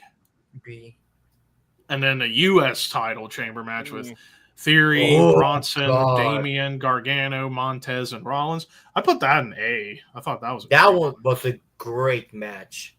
And perfectly set up Seth Rollins, Logan Paul for Mania 39. Mm-hmm. Montez was the MVP of that entire match. And obviously they didn't have the 2025 matches on here, but finally the two ones from 2024. So first, for a shot at Rhea, Becky, Bianca, Liv, Naomi, Raquel, and Tiffany. I'm finally going to put a women's one in A. I thought that was a great one. I am not a big fan of the one where Drew wins because it's like most of the guys, aside from Drew, are all from SmackDown. It's like it's so blatantly obvious who's going. Well, they could have easily gotten away. You could have had it been like it's just like why are they all in this? It's like they don't have a reason to be in this match. It's just like why couldn't it just? Though the lineup of this match: Drew, Lashley, KO, LA Knight, Logan Paul, Randy Orton. That's a stacked lineup. But yeah, and I thought the match itself was great, and it set up quite a few big things. Set up Drew versus Rollins. It set up Logan Paul, Randy Orton, Kevin Owens. Mm-hmm. So I'd probably put this one in A as well. So there you have it. And if they were chamber matches, yeah, and where would the other ones be if they were on here? The two from this year. Yeah. The women's chamber. Women's chamber from this year, I would probably put in B, and then the men's chamber, I would probably put in A. A, yeah. So yeah, not that many legendary ones, like all-timers. We had a lot of great ones, a lot of really good ones, plenty of good to decent ones, and then a few okay ones. So, yeah, easily the top three: the first chamber, the first modern chamber, and the Kofi Mania chamber. I think me and Ricky would have the Kofi Mania start chamber match at two. But I think we would all agree the first one is the best one. Yeah. Mm-hmm. All right, now let's do Hell in a Cell. I'm gonna say right off the bat, Sean and Mick are the Sean. Well, and Mick hold up. Let's calm down. We're not ready yet. We gotta remove some rows to define. So, epic, great, good, okay, and bad.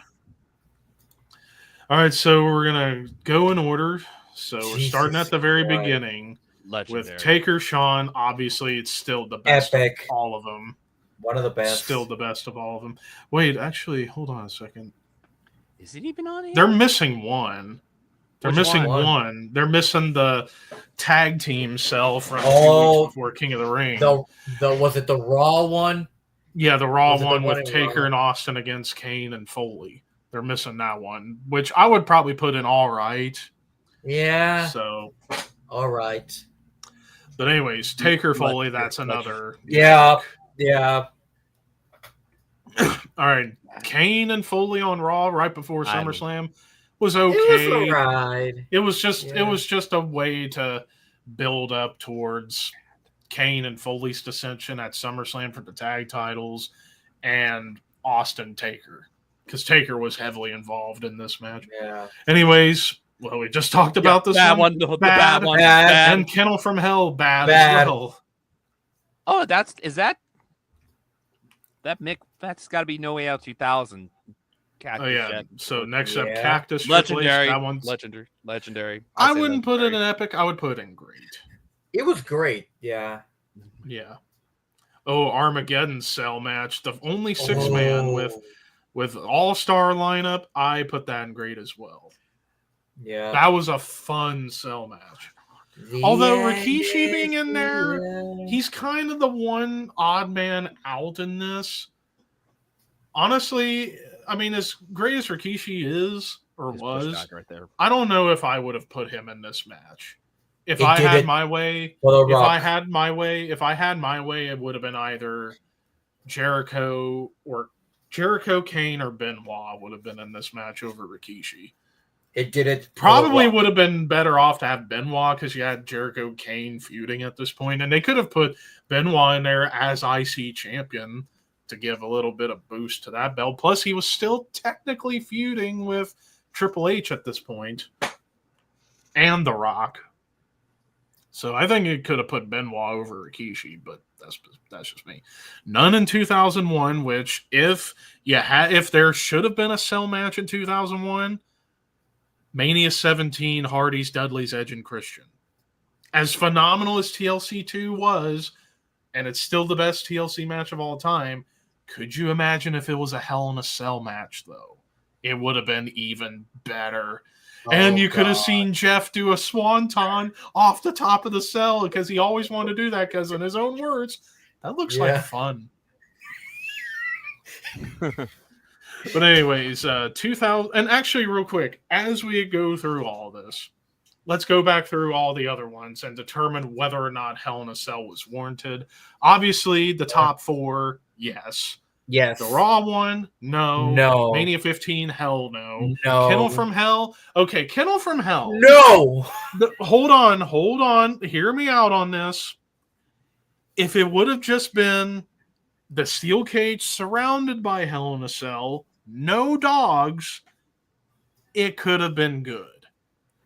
But because you had untrained dogs pissing and humping and the dog trainers slipping and sliding, distracting from the match, that's why it's bad. It was because of the stupid dogs. Nobody cared about the action in the ring, which sucks. I can't help but feel bad for Al and Boss Man there because the feud itself was a good feud. But nobody cared about the match. All they cared about was them damn dogs. So if they would have just left the dogs out of it and it was just a steel cage surrounded by Hell in a Cell, it could have been good. But anyway, so Triple H Jericho Judgment Day, it was a great one. However, it didn't need to be in the cell. No. It did not need to be in the cell. All right, Undertaker, Brock Lesnar, No Mercy 02. That's another epic one. Yeah. And yes, it needed to be in the cell. Yeah. Yes. I'd argue for me the last legendary Hell in a Cell match. At least for me. We're going to get to some. Hold your horses, Ryan. But, and also this one, the bloodiest Hell in a Cell match of all time. For the simple fact of freaking Taker's bloodshed in this match. Brock bled a bit. Paul Heyman bled buckets in this match, and he was outside the cell. Kevin Nash, Triple H, that's a bad one, and it did not need to be in the cell. Bad Blood 04, Triple H, Shawn, I don't care. Epic. It's still an epic one. Even though it's the longest cell match at nearly 50 minutes, but the story was amazing with the match because, especially at the end when they're at a slow pace, it told a story that they are so exhausted from beating the shit out of each other. It made the finish to the match more impactful. And it was pretty much the end of the feud. Sans Taboo Tuesday later that year, but that was just a one-off. But it was the end of the Triple H Shawn feud for good. Batista, Triple H, great. And yes, it should have been in the cell. Because it was the end of that feud. Yeah. Taker Orton at Armageddon. Epic for me. One of my personal favorites. I say great. I'm going to go great as well. And yes, it should have been in the cell. Although Johnny Ace should have been fired after this match. Fucking idiot. Fucking letting Cowboy Bob bleed when you knew he had hepatitis C. Thank God Randy and Taker didn't contract it. All right, next up, the handicap cell match and the first cell match with the new higher cell. DX versus the McMahons and Big Show. I'll put it in good, but it shouldn't have been in the cell. No. It was still a good one, though. Undertaker, Batista for the world title. Great, and yes. Should have been in the cell. Undertaker, Edge, SummerSlam. I'm going to put that in epic. Oh, my God. The ending. Throws them up to the ring, straight to hell. Yep. And, yeah, that was another legendary one. Yeah. All right, and now we get into the dark ages of Hell in a Cell matches when you had to have a pay-per-view for them. So this is really where you're going to get a lot of Buckle up, people. Buckle up. So first off, we have Hell in a Cell 2009, where you had 3 cell matches. First, Undertaker, CM Punk, all right. Should not have been in the cell. No. Orton, Cena for the title, all right. Shouldn't have been in the cell. And then Cody and Ted Jr. versus DX was good, but shouldn't have been in the cell. No cell. 2010, you had 2 of them. You had Orton, Sheamus for the title. Was good, but shouldn't have been in the cell. No. And then Taker, Kane for the world title. Bad and should not have been in the cell for the simple fact you had a Buried Alive match after this, and Hell in a Cell is supposed to culminate feuds, not be build up for another gimmick match. Yeah, I would have argued if this was done when Kane in '99 or somewhere around that time. If this was in '99, then it would have been amazing. An epic cell match. But this was later career Kane and Taker, and Taker was working hurt. Yeah. All right, and then 2011, you had 2 cell matches. First, Mark Henry, Randy Orton. All right, but shouldn't have been in the cell. No. Then triple threat with Cena, Punk, Del Rio was good, but shouldn't have been in the cell. The only thing I remember for that match was after the match with Miz and R-Truth. Yeah. All All right, next up, Taker, Let's Triple H epic. Mania, obviously Epic, legendary, legendary. in the cell for sure. And here's the funny thing, though. Perhaps some people could argue it didn't need the cell, but it added to it. Mm-hmm. But it's still a classic. Oh, dear Lord. Oh, God. Immediately bad. Hell no. Same with their one in 2013. Okay, so those two, bad, should not have been in the cell. No. Then the other one from 2013 with Orton Bryan. I'm going to put this one in good, and yes, it should have been in the cell. That because one for sure. It was for the vacant belt, and they needed something to end that part of the feud. All right, 2014, where you had 2 cell matches. Cena Orton again. Again, it was all right, but it should not have been in the cell. Ambrose Rollins, despite it being short, it was great, and it should have been in the cell. Yes. 2 from 2015, Roman Bray Wyatt. I think it's the most underrated cell match of all time, and yes, it should have been in the cell. Mm-hmm. And then Taker Brock 2, great, and yes, should have been in the cell. Mm-hmm. All right, Mania 32 with Taker and Shane, it was all right, and it shouldn't have been in the cell. All right, Roman Rusev. So we're back to having 3 in one show. Roman Rusev, okay, but it shouldn't have been in the cell. Same with Rollins and KO. It was good, but shouldn't. And then, okay, this is the big gray area one. Sasha Charlotte first ever women's cell match. It was okay, but in hindsight, should not have been in the cell. For the simple fact, this match was build up to the Falls Count Anywhere and eventually Iron Woman matches. Now, and the booking and the presentation of the match, they only did it because history. Now let's time out right there. If you wouldn't have had Sasha and Charlotte being the first Hell in a Cell, women's Hell in a Cell, who would you had to be the first one? We'll get to that. We'll get to that. I'm going to say about this one because when did that take place? 2016. I know I'm going to get shit for this one, but there was a thought in me around the time when they were feuding, even though it was a terrible feud. Nikki and Brie fell. Nikki and Brie fell. Oh God. Oh God. There was a thought in me that I'm like, maybe I'm cutting you off right there. No, absolutely not. No. Sorry, but no.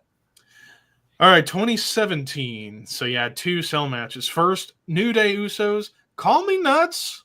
I'm putting this in. Yes. It should have been in the cell because holy crap, that match was amazing. Mm-hmm. Such creative spots like the kendo stick corner trap. That was clever. That was clever, and for a first ever tag title cell match, delivered and then some. Now the other one, Shane KO, was good, but it shouldn't have been in the cell. All right, 2018, we're back to only 2. Randy Orton, Jeff Hardy, I thought was great, and it should have been in the cell. That cell match felt like an Attitude Era Hell in a Cell match. The screw around Jeff's earlobe. Yeah, I was like, now this is what I call a Hell in a Cell. Torturing your opponent. Yep.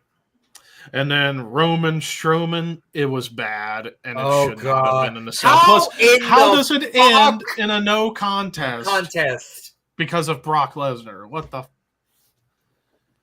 How? We've not reached the worst finish. We'll get to that in a moment. But anyways, 2019, Sasha, Becky, great. And it should have been a cell. This is what should have been the first cell match for the women was Becky Sasha. Because this was legitimately great. Oh, God. And the worst and one. Now we have reached that cell match. Oh, God, no.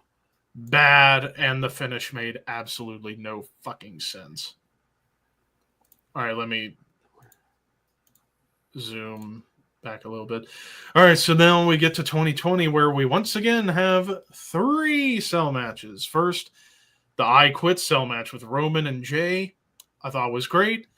Yes. I think it should have been in the cell. And with the I Quit stipulation, it was unique. It was unique. It deserved the cell. Sasha Bailey, great, and deserved the cell as well. Drew Orton was great, but didn't need the cell because they had another match afterwards. All right, and then we have 3 in 2021. One was SmackDown. Roman Ray was on SmackDown. It was good, but I don't think it should have been in the cell. No. Bailey Bianca. It was good to me. But should it have been in the cell, though? No, I would say not no. really. No. Same with Drew and Lashley. It was good, but it shouldn't have been in the cell. Hell, Woods and Lashley shouldn't have even been in the cell. All right, we're down to the final 4, so now we're starting to get thinned out. All right, so Crown Jewel 2021, Edge Rollins. Great, and great. In the cell. Cell. Cody Rollins. Great. Epic. Epic. Yes, definitely. Hell in the Cell. All right. Balor, Edge. This is tough because the match was really good. The flow did get ruined a couple times after the ladder bump to Balor. I'm going to say it was good, but should it have been in the cell?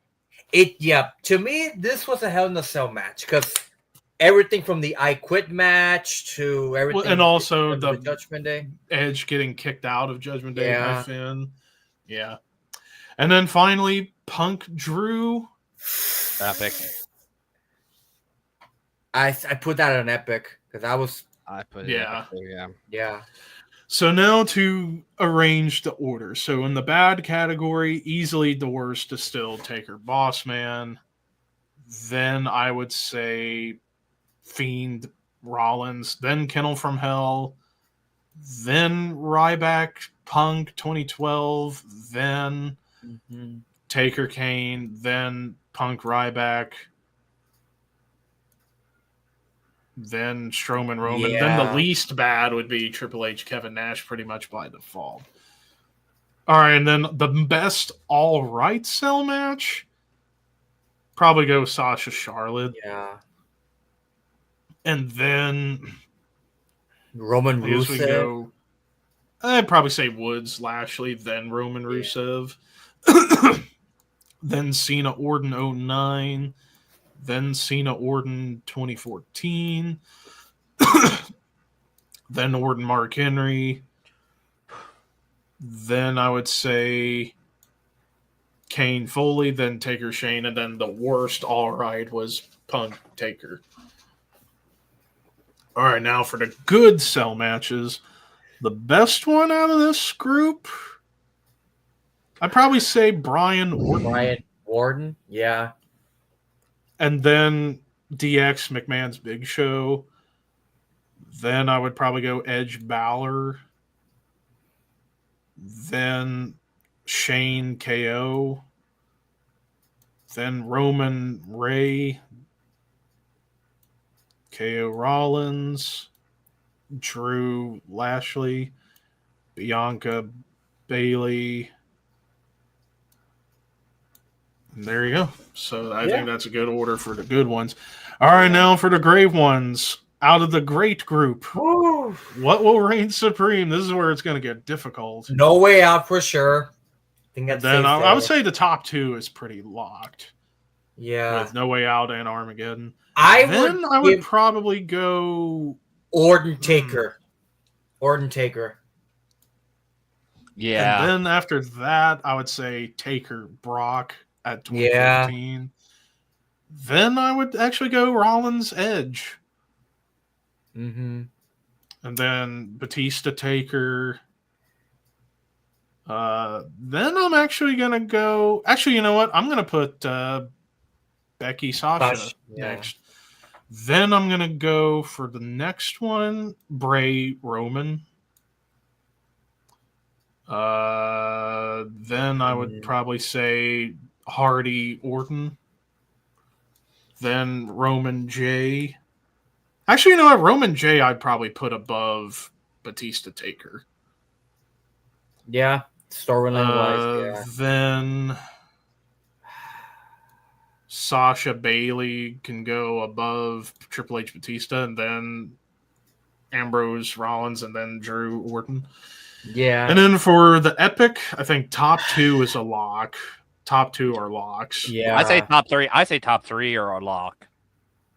I would probably still put the hell end of an era. Yeah, I'd probably put that above. And then Brock Taker, then Cody Rollins. Yeah. And then I would probably go Punk Drew. Then Edge. And I think there you go. Yeah. So, yeah, there's our ranking of Hell in a Cell matches all time. 52 total. Well, okay, technically 53 because they forgot the Raw tag with Taker, Austin, Foley, Kane. They forgot that one. And if I would have had that added, I probably would have put that one above Orton, Mark Henry. Yeah. So, yeah. Let's see what else we can rank.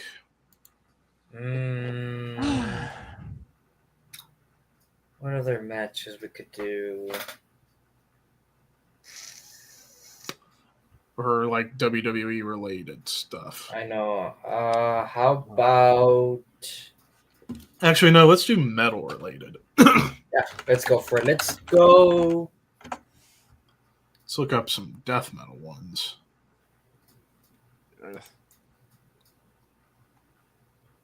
Oh dear Lord, we have. Oh God, that's way too much. Yeah, that is too much. We could do it, but it's way too much. Yeah. How about metal subgenres? Okay, that's not enough. No. What about this one? The subgenres not enough. Swedish metal bands. Yeah, I think. Oh yeah, we can do Swedish metal bands. Okay, this is a lot better. This is a lot easier. This is a lot better. Okay, I'll do one more. Why not? Yeah, this will be the last one, anyways. All right, so looks like we're in alphabetical order. So, a Canerus Quintet. I've actually not heard of them. Never heard. Sorry, never heard of them. Okay, actually, let me change the rank. So, legendary, amazing, great, good, and never heard of / average / bad. Yeah, we'll put that. So we'll put them in never heard of. Yeah. Or actually, you know what? I won't even put bad. We'll just do average. Never heard of. Yeah. Average. Okay, next up, Amaranth. I'm not the biggest Amaranth fan. Haven't heard enough of them, so I'd put them in the. Doesn't ring a bell for me. Yeah, no. Well, no, Amaranth, they're like probably one of the biggest bands in the world. They're like, if you took power metal, pop, metalcore, and melodic death metal and mixed it together. But yeah, not really my thing. So yeah, down there. All right, I'm on a Marth. I'd say amazing. I'd say amazing. Oh God. Even though the last couple of albums haven't been as great. Yeah. Like Berserker was okay, but like Yom's Viking was very good. And I put it as amazing. Army was very good. I'd put them amazing. Arch Enemy. Oh, okay. Arch Enemy. Now there's a cutoff. There's a cutoff for me. I know because we have the Angela era, and then we have right now. Well, even before the Alyssa era, like to the end of the Angela era, wasn't that strong. Like, I would say everything from the beginning to Doomsday Machine is perfect. And then it's been very spotty since. Although I hear supposedly this new album might be a return for them. Which I'm really hyped for that album. So I think balance it out, put them in good. Yeah. At the gates. At the gates. Legendary. Legendary. Legendary. They have to go up in legendary.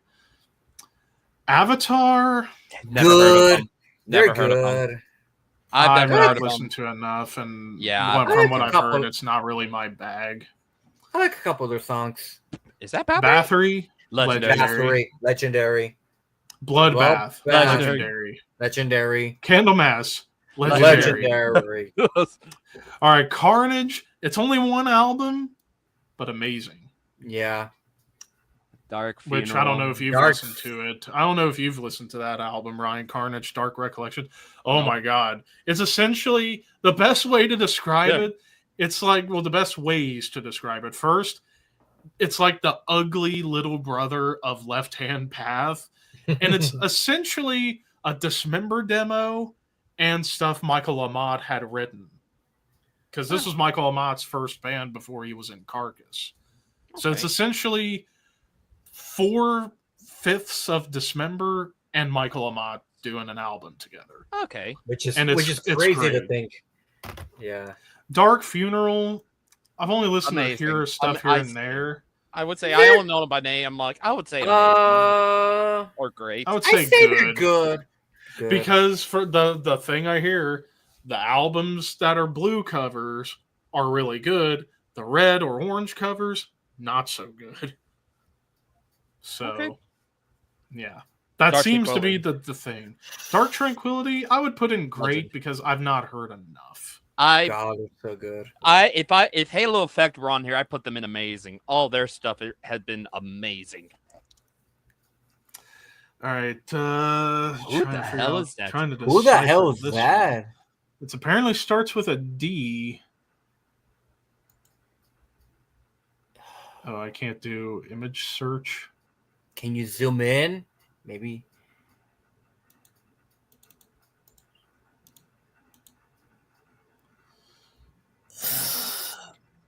Dawn. Okay, I see it. It's Dawn. So that's basically a dissection worship band. I need to listen to them. So never heard of them. And what's this next one here? Diabolical Masquerade. Okay, so this legendary.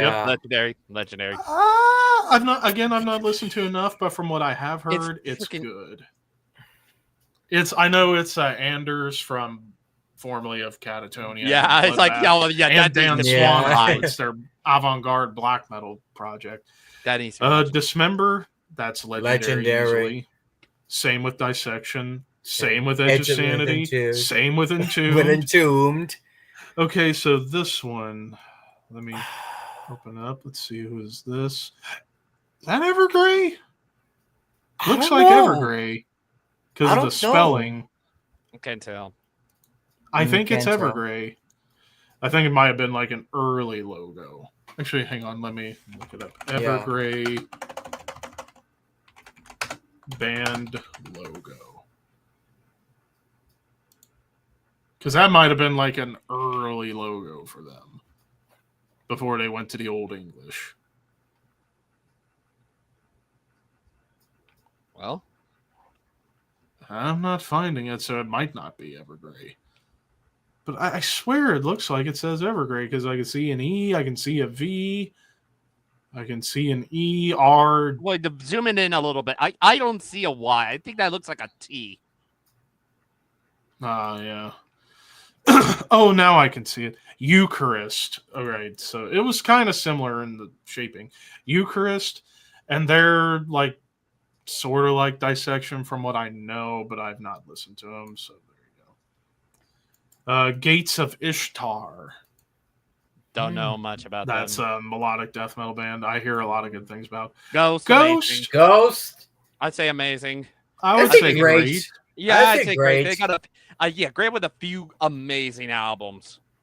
God, I'm hyped for the new album. I'm hyped. Meliora and Impera are fantastic. Meliora and I know people. Oh, I would see people who probably would include Opus Eponymous among those. Yeah, the debut. Yeah. Grave, amazing. At least from what I've listened to. Hammerfall. Oh, hey, we got a random run-in by Nick. Hey, Nick. Hey, guys. Come on. Hey, Nick. Just doing a tier ranking of Swedish metal bands, and this is what we've got thus far. Wow, why is Grave not in the top? Because I haven't heard enough. Oh, me neither. I've never heard of them either. Skip Hating Life. Just do that, and that should keep your ranking pretty high. Yeah. What's up, Jason? Down here. So next Hammerfall. Hammerfall. I've liked what I've heard from Hammerfall thus far, but not a whole lot. So I good. That's hypocrisy, if I'm correct. Hypocrisy. Legendary. To the top. In Flames Legendary. That's wait. That logo. Hold on, Ryan. Hold your horses, Ryan. This is kind of the same thing with Arch Enemy. There's a cutoff. Like, pretty much, I would say, first album through Clayman is perfect. That's Root to Remain has its moments. Come Clarity has its moments. But then after that, no. Yeah, dude, it's been pretty much dog shit, too. Here's the thing. If there's a thing, if that melodic death metal album never happens, you might see a Modern In Flames album in mine if I'm in that. So I mean, it's just personal taste for me. There's no Modern In Flames I would hold as high as like the first five. Hell, honestly, everything after I would say Come Clarity, pretty much dog shit. Mm-hmm. But their early work. On average, probably put them good. I mean, the bulk of their work is unfairly just like it's not the best, but man, their early shit is hyper influential. Yeah, we got into them in different points of their career, pretty much. So I got into them with Root to Remain, but I went back and then I heard Just Erase and Horacle. Yeah, I got into them with Clayman, which is the last good. Only for the week. That was such a catchy song. God. A pinball map. Yeah, Sounds of a Playground Fading for me is when I really got into them. So Istap. I don't know. I don't know. So is that Catatonia? Legendary. Yep, they have to go towards the top. Thank you for your service, Anders. Yeah, that is still surprising to me that Anders is now gone.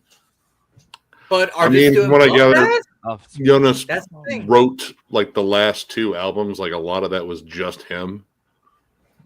So, maybe this frees him up to do more Bloodbath stuff. Oh yeah, Diabolical Masquerade too. Maybe bring that project back. Lord Belial. From what I've heard, it's amazing. I only have one album, and it's good.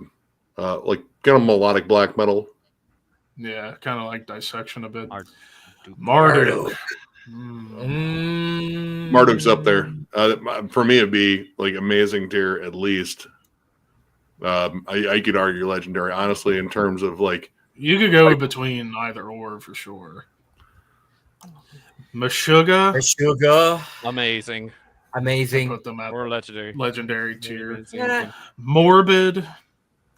I'll be fair and put them in good. Yeah, it is solid thrashy black metal. Yeah. Nagelfar. Oh, which one is that? Is that the? Is that the one with 3 albums? Or no, the other no, one? this is the Swedish melodic black metal one. Okay, so the one that I'm solid band. Honestly, I own most of their albums. Just good melodic black metal, very riffy. Yeah. I put it at good. Yeah, I'll be fine. They're pretty consistent. Necrophobic. Honestly, I'm torn between amazing or legendary for this. Amazing. I don't know much about them. Oh, Ryan. Ryan. Well, hold on, Ryan. With Necrophobic, the debut album, Nocturnal Silence, best way I describe it, if you mix Bathory and Entombed. Pretty much you can't go wrong with all their albums are amazing. Wait. Before we click on Nopeth, which era of Bathory? Early. Like under the sign of the Black Mark. Oh, that era. Okay. We don't talk about the other era. Well, you don't talk about Bloodfire Death or Hammerheart. Fuck Requiem and fuck Octagon. Octagon's fucking terrible. All right, Opeth, obviously, Legendary. again. Yeah, legendary. Yeah, Pain of Salvation. This is one of those prog bands I need to dig into more. Yeah, I really need to listen to Pain of Salvation more. So I'll be diplomatic and put them in good for now. But if I listen to them, they probably go higher. Sabaton. Again, this is another one. This is another one where there's a cutoff. So I'll be kind and put them in good. It's like they do have some really good albums. Kmart brand Judas Priest. Slappy D. Sacramentum. This is another one I need to check out. I mean, they're mostly known for one particularly legendary album, and rightfully so. But I'd probably put them at great overall. But that one album is a motherfucker. Yeah. Sacrilege. So this is a Swedish Sacrilege, which I've not. I only know the British Sacrilege. It's the old drummer of In Flames, the one that's in Halo Effect. Oh, that was Daniel his old band. Svensson. Yeah, that was his old band before he joined In Flames. Pretty solid. I actually only have 2 albums, I believe, but both are solid, good, old school melodic death metal, very similar to Jester Race, Horacle. I would put them, for me personally, I would have them like great, just because they only had 2 albums, but they were both really solid. Scar Symmetry. I mean, Piers Nilsson, god tier guitarist, dude's insane. Music's off and on for me. Yeah, I'd say amazing for me as well. I'll go in the middle. I'll go in the middle. Put them in good. I think the last album with Christian Avelstein and then the first one of their trilogy thing are the best ones from them. Easily. They don't need 2 singers. I don't understand why they have. No, they had. Yeah, I can understand it, but that's the best one where they had 2 singers. It's that first of the concept trilogy they're doing. All right, I'm not sure about this one. That's Shining. Suicidal, depressive, black metal. I'm not a fan. You're killing me here. Oh, I really like their stuff, but Homestead 5 is really the one album that you should really listen to for Shining, but overall, I go with good. Honestly, same thing with Silencer. Is that Silencer or Silence? They're around the same. They're around the same thing with Shining, depressive black metal. Ugh, not my bag. Soilwork. I love Soilwork. Amazing. I put them up in the amazing tier. Halo Effect. That's Halo Effect. We only have 2 albums, so I still think it's a little unproven. I would put them under great at least, or good. Yeah, put them in the Haunted. Oh God, amazing or legendary for me. The Haunted, honestly, I jam the Haunted probably more than I jam At the Gates. And new Haunted coming out this year. Stoked. Oh, sweet. Oh yeah, that's gonna unanimated. So I only have 1 album by them. The last one. Yeah, it's really good. Good, probably. I'll put them in great because they were kind of pioneering a little bit in '93. Unleashed. Oh man. Amazing. All right. I will make an argument for it at least great, but I could also make an argument for just good because their dog shit albums are fucking terrible, and I own them. Like Warrior. Pretty much with Unleashed, you just need probably the first 2, first couple.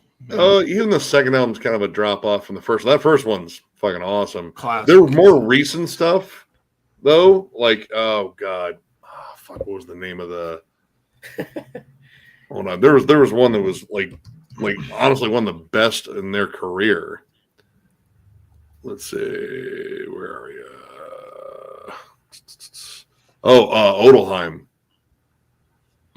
That album is absolutely amazing. All right, and then this one, can't tell. Let me see. Oh, Vinterland. So that's another dissection worship band I know of, but not listened to. And then finally, Watain. Oh, God, let me hear. From what I've listened to, it's really good. I have a few albums. I'm more of a Watain fan, so I know a bit more. Thanks, Hannah, by the way, for getting me into Watain. Lawless Darkness, their best album for me, but overall, yeah, Battery Worship. They're not there, but I probably put them at great. Yeah, I was personally. Yeah, Killer Live. I know. I've been wanting to see them live for the longest time, but they get fucking stopped by U.S. Customs. Some fucking reason. Well, we saw them with the singer just played bass. But I saw them with Morbid Angel and Incantation, and yeah, they crushed. Killer fucking set. Let's see. What? Give me some we can do a ranking for on here, Nick. Grindcore. Oh God. Are we gonna get like porno grind and slam in there mixed? So we got a few different ones. Grindcore albums, Grindcore debut albums. Oh. Let's see what all.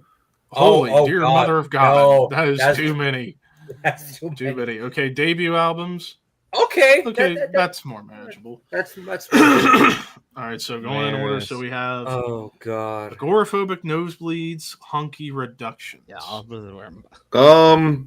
I actually don't own that one. That's one of the few Agoraphobic Nosebleed albums I don't own. Not too familiar. So I can't really say on that one. I mean, maybe. So, hang on, I'll just put in mid-range, I guess. No answer or none, just for short. So put that there. Okay, Brutal Truth, Extreme Conditions. Perfection. Yes. At the top. Yeah, that's in my opinion the best Brutal Truth album out of the bunch. Oh, here we go. Oh, Carcass, Reek. I mean, all right. Fantastic, probably. I mean, for what it means to like the entire subgenre itself, it is essentially the first gore grind album. The production's fucking hot garbage. I mean, we all know that. Yeah. But I mean, it paved the way for a lot of fucking bands. It's hyper influential. I could argue fantastic to great at least. I'll put in great. All right, Exhumed Gore Metal.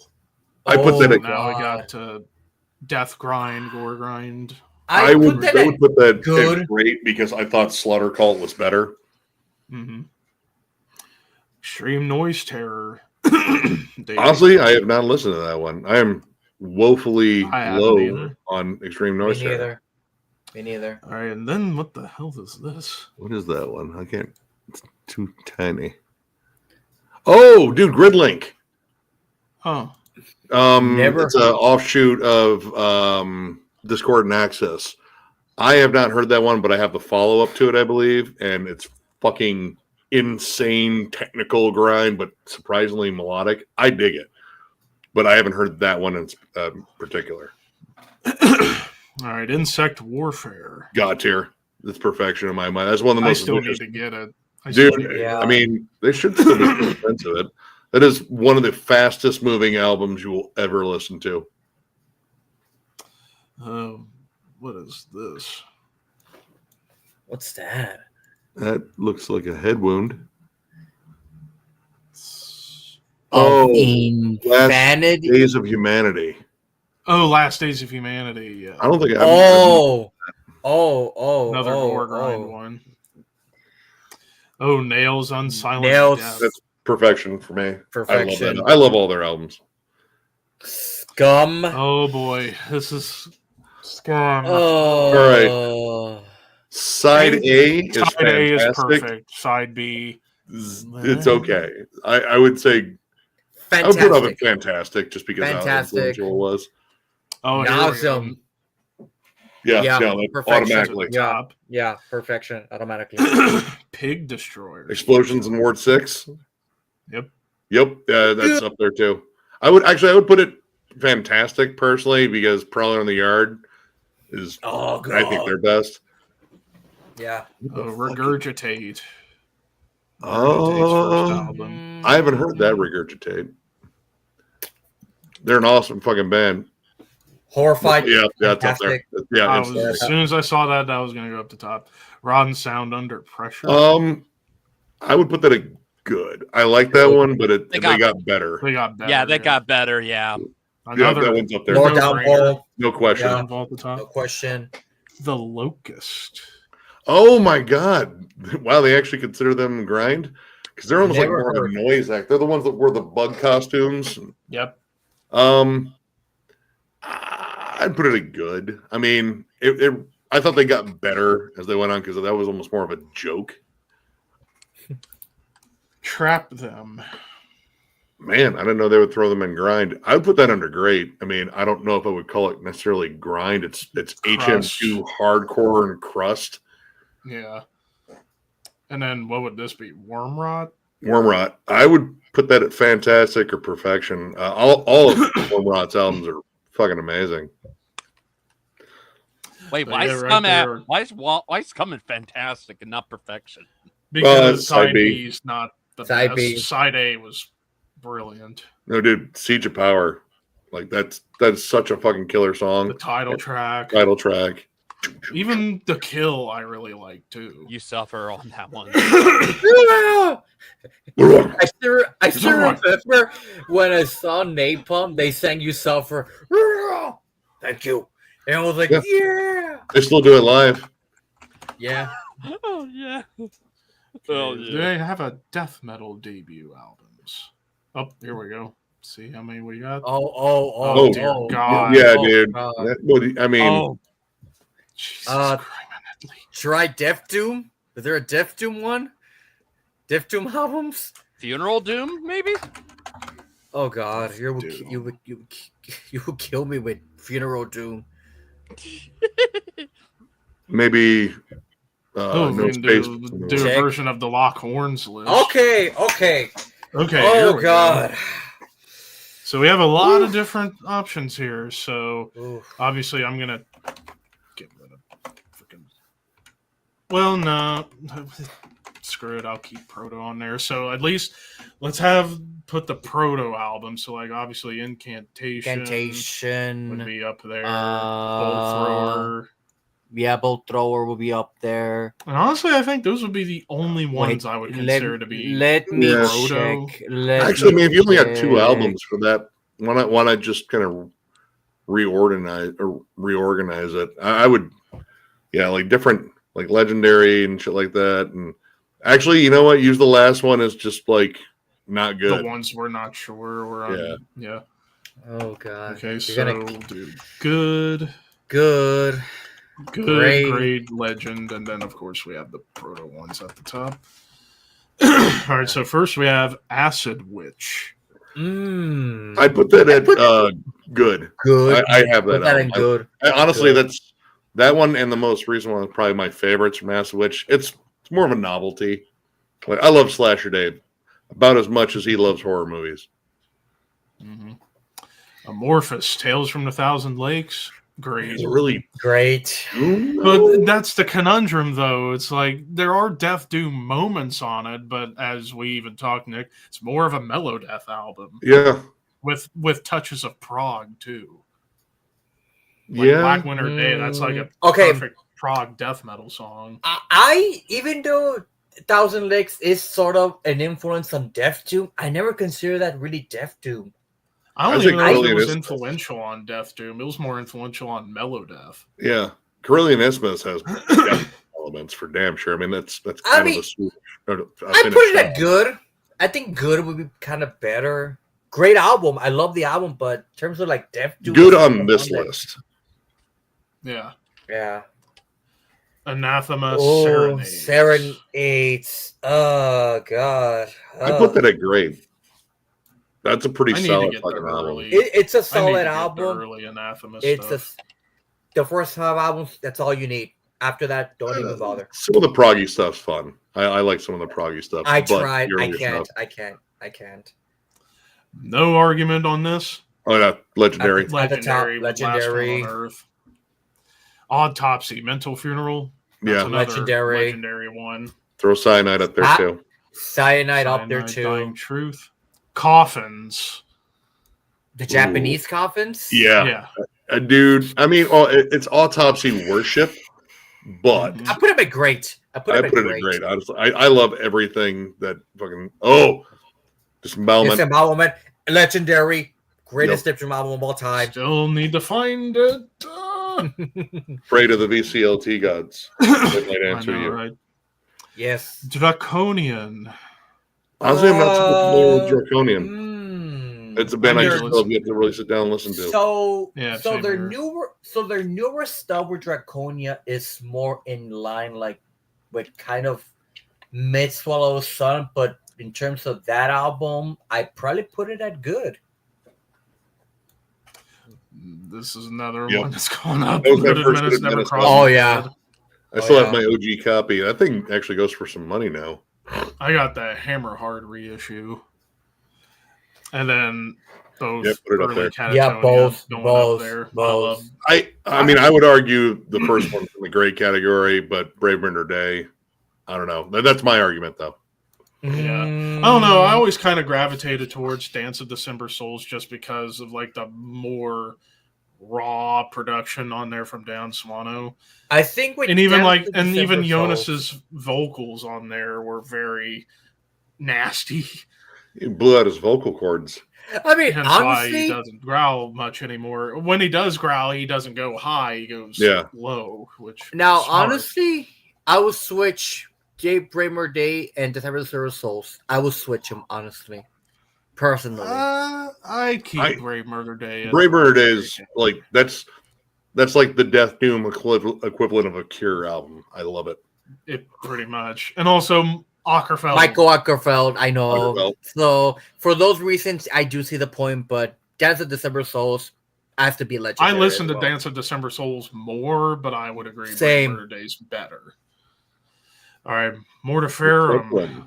I would put that under good. I like the second album more, so I put it under great. I love that album. Not sure what. Oh God, it's Morning Beloved, The Sullen Succulus, one of my favorite albums. But in terms of this spectrum, I put it at great. Irish Death Doom.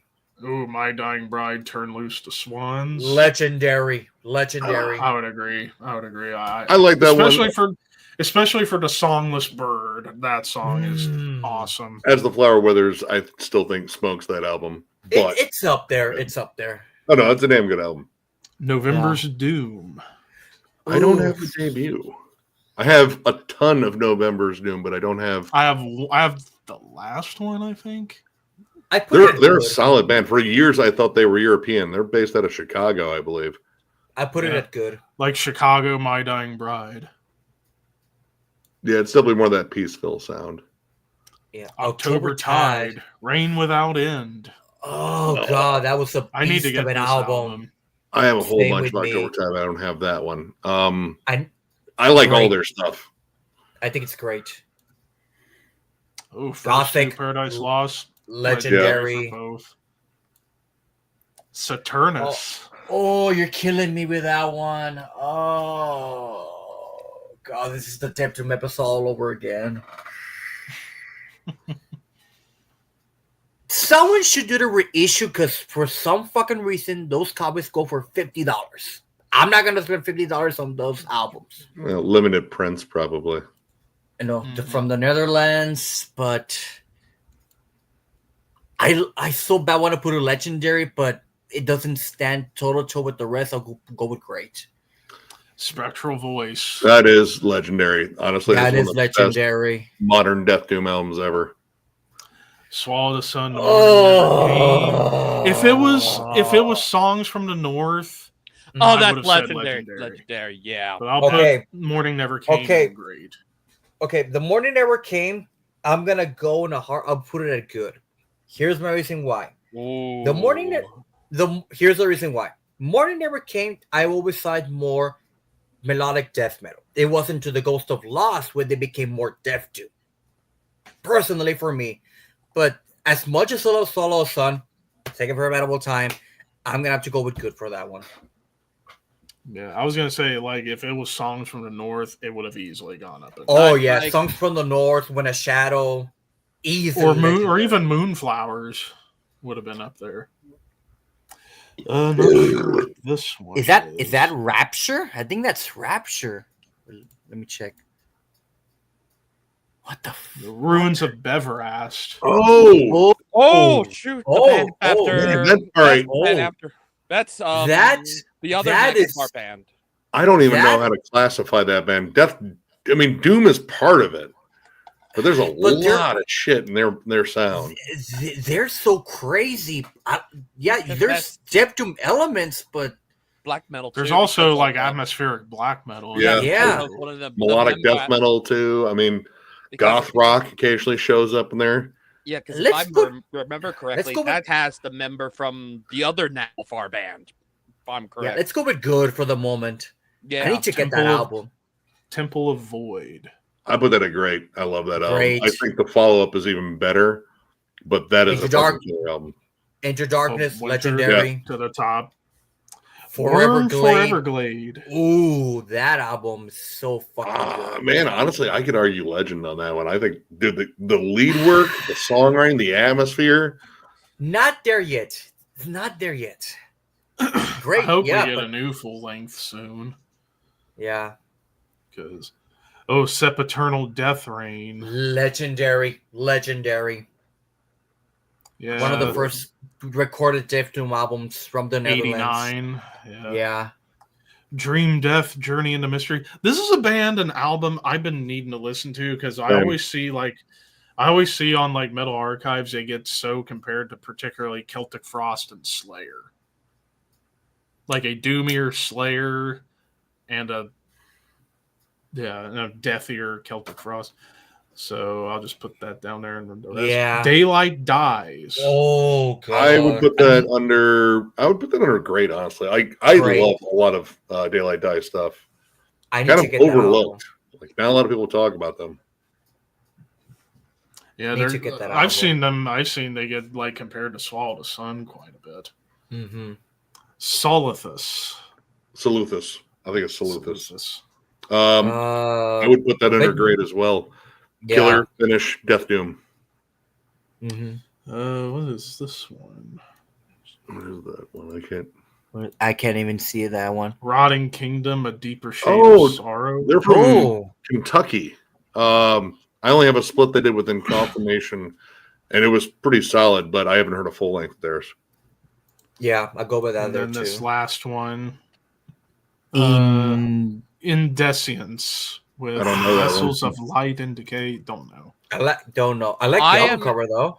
I want to say I'm surprised because whenever I was listening to it, the one and only full length from Thurgothan, I listened to that one and I'm like, it's got some death doom in it. I'm surprised it's not on. I would say that's more towards funeral doom. Yeah. There's a couple songs that are funeral doom, but I think for the most part, most of the songs are death doom leaning. Yeah, there's a big gap. Well, not even a big gap, but a small gap between death doom and funeral doom.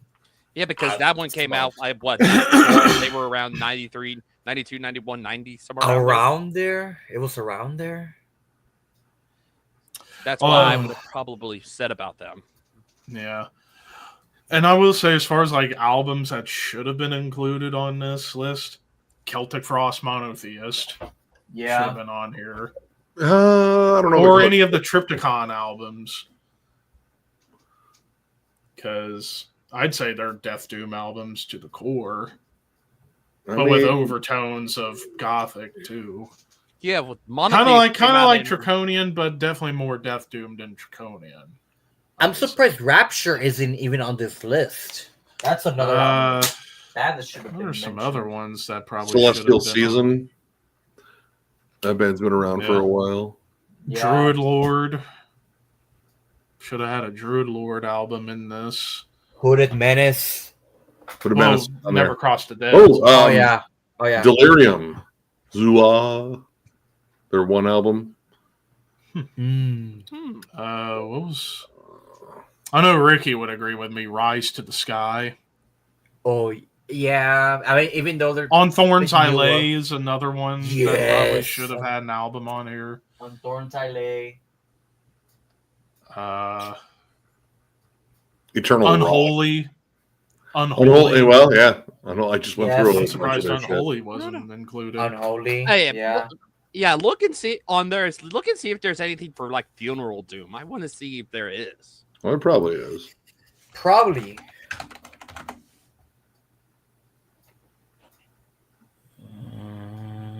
Funeral. Best doom metal. No. No, it's just like band rankings for them, but not. Albums. No. Let's try. How about thrash? Thrash metal. Oh. You're gonna get a giant. Yeah, big list. Big list. We'll see if I can see the Banger TV list they had. Okay, there's a bunch of random what the fuck.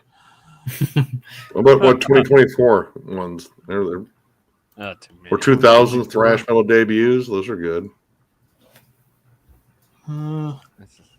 Thrash metal sports albums, classic metal junior albums, ranked. Thrash metal 80s thrash bands. All right. Okay, we got a pretty decent list on here. All right, so we'll start at the top. So we're just going to consider 80s catalog. Okay. For this. Not well, I mean, I think you got to count all the catalog, but they're 80s bands.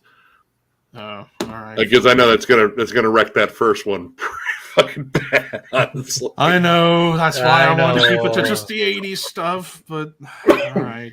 First two albums are the only real. I would put them in okay. I mean, well, I hear Carnival Diablos is very good. It's not. I own it. I bought it used and I wanted to return it, but I didn't. Honestly, the only two albums I thoroughly enjoy are the first two. I love Jeff Waters' guitar work across the board. Not a great vocalist, and yeah, dude, it can be so fucking bad. All right, Anthrax. That at the top. I'd have it fantastic. There's some pitfalls. Fantastic. Yeah, there are some. Mainly the John Bush era after Sound of White Noise. Well, there's one Joey album I'm not the biggest fan of, which is State of Euphoria. Yeah, there's still some good songs on it. Artillery, so Danish. This is a band I need to listen to. Yeah, I don't know most of their catalog. I know. I need to get the Inheritance album from 1990. That's like the big one people shout out. So just to be happy or make people happy, I'll put them in great. Corner. Fantastic. I mean, Grin. Honestly, I'm going to remove Perfection just because you're not going to really come across. The only bands that have, there's only a couple of bands that have one perfect album each. Metallica and Megadeth. They're the only ones that I think have perfect albums. Dark Angel. Good. But I'm actually going to put them in great because I think, not counting the We Have Arrived demo LP, like everything after that, especially Darkness. I love We Have Arrived. Crap. Honestly, that's one of my. The only thing that I actually I kind of like that one maybe a little bit more in Darkness Descends, just because the frantic drum work on there, like that's my least favorite Gene Hoglan drum performance.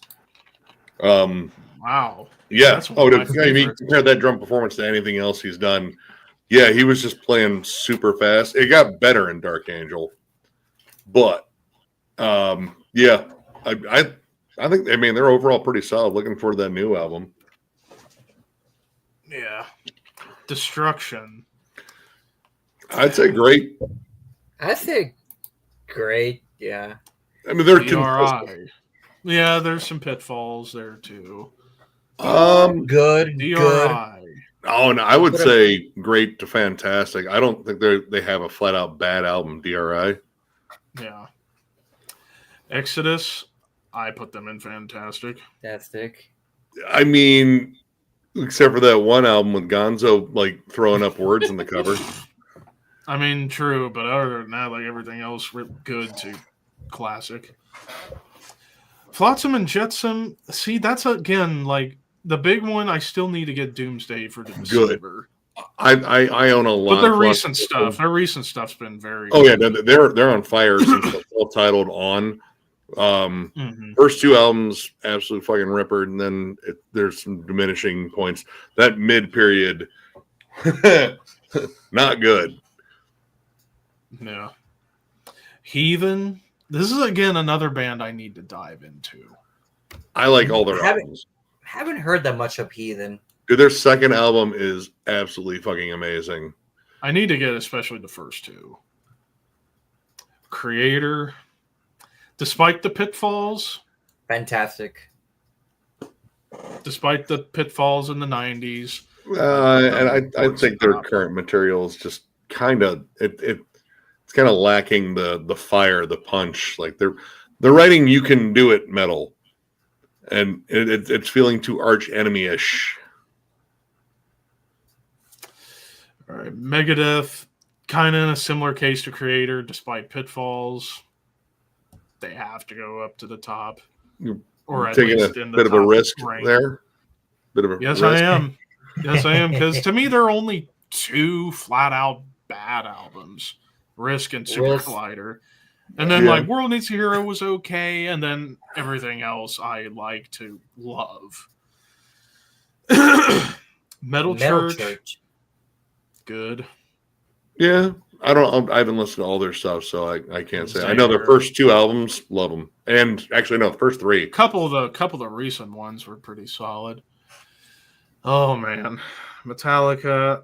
Okay. I'm just going to flat out say there's only one flat out bad one. And that's Saint Anger. I like Load and Reload, but not the whole thing. Yeah. You would know where I would put them at for me. First four, and then obviously for you me, can make I love a greatest hits EP. I love Puppets. I love the 90s stuff, Black Album, Load and Reload. I never need to listen to Black Album again. I think before other than 72 seasons, I think before 72 seasons, they had made some duds. I will mention that. To me, there's only one dud, and that's Saint Anger. As far as flat out, they were flat out. Yeah, Death Magnetic and Hardwire kind of disappointed me. I thought I would take Death Magnetic over. I'll say it right now. Albums. I'll say it right now. No. The last three, I think, are underrated because of the hate they have. It's like, especially Death Magnetic. Like, I will say, if the production wasn't so distorted and loud, if they could have gotten the mix that they've had on the last two albums on Death Magnetic, I think people would love that album more. Yeah, because the songs on there are very good to great. Like Data Never Comes, the first 7, All Night Murder Long, The Unforgiven 3, the first 7, Broken Beat Scarred for a mid-tempo stomper. That's pretty good. They need to edit their songs. Their songs are too drawn out. They do need to shorten some stuff down. And Hardwire didn't need to be a double album. They could have just done like with Hardwired. I thought disc 1 was perfect the way it was. Yes. Disc 2, the second half of disc 2 was good. Confusion. Confusion. Am I Savage and Murder 1 are those were not. Blech. I think if you got Men Unkind, Here Comes Revenge, and then what's this? Spit Out the Bone. I would say Am I Savage, Murder 1, and Spit Out the Bone. I like Murder 1 for what it is. Confusion. I mean, again, I'm not saying those songs are bad, but they just didn't hold up in comparison to the second half of Disc 2 or any of Disc 1. Yeah, Men Unkind and Here Comes Revenge are the best. Anyways, here, Nuclear Assault. That would have been great. There's the later stuff. I mean, you almost don't even fucking count it. It's the first three that you go for. Overkill, up in the top tier. I mean, their pitfalls are meh. Not even bad. And I got to rank Overkill in October, so that's a lot of listening. Good luck with that. Good luck. You will never see me talk about Overkill. Never. Razor. I put it in grade. Yeah. I mean, their most recent stuff is pretty forgettable, but man, that early shit's fun. Evil invaders. Sacred Reich. I put it good. Good. The first album after the American Way. Well, American Way was still kind of uneven for me. Like for me, it's Ignorance and Surf Nicaragua. Yeah. Sadist. Honestly, except for one shitty album, they're pretty damn good. Well, drummer's kind of a giant piece of shit. Sepultura. Ooh. Honestly, I'll put them at top because 80s and early 90s, untouchable. Yeah. And there have been a couple of Derek albums that I do like, last two in particular. I would have gone with Great, but yeah.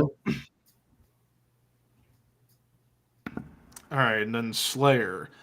Again, kind of in a similar situation to Metallica. It's like 80s, early 90s, fantastic, and then like Divine Intervention's good, Undisputed Attitude, Why, Diabolus, boo, screw that. God Ace is all solid. Christ Illusion, World Pain and Blood were good, and then Repentless was kind of meh.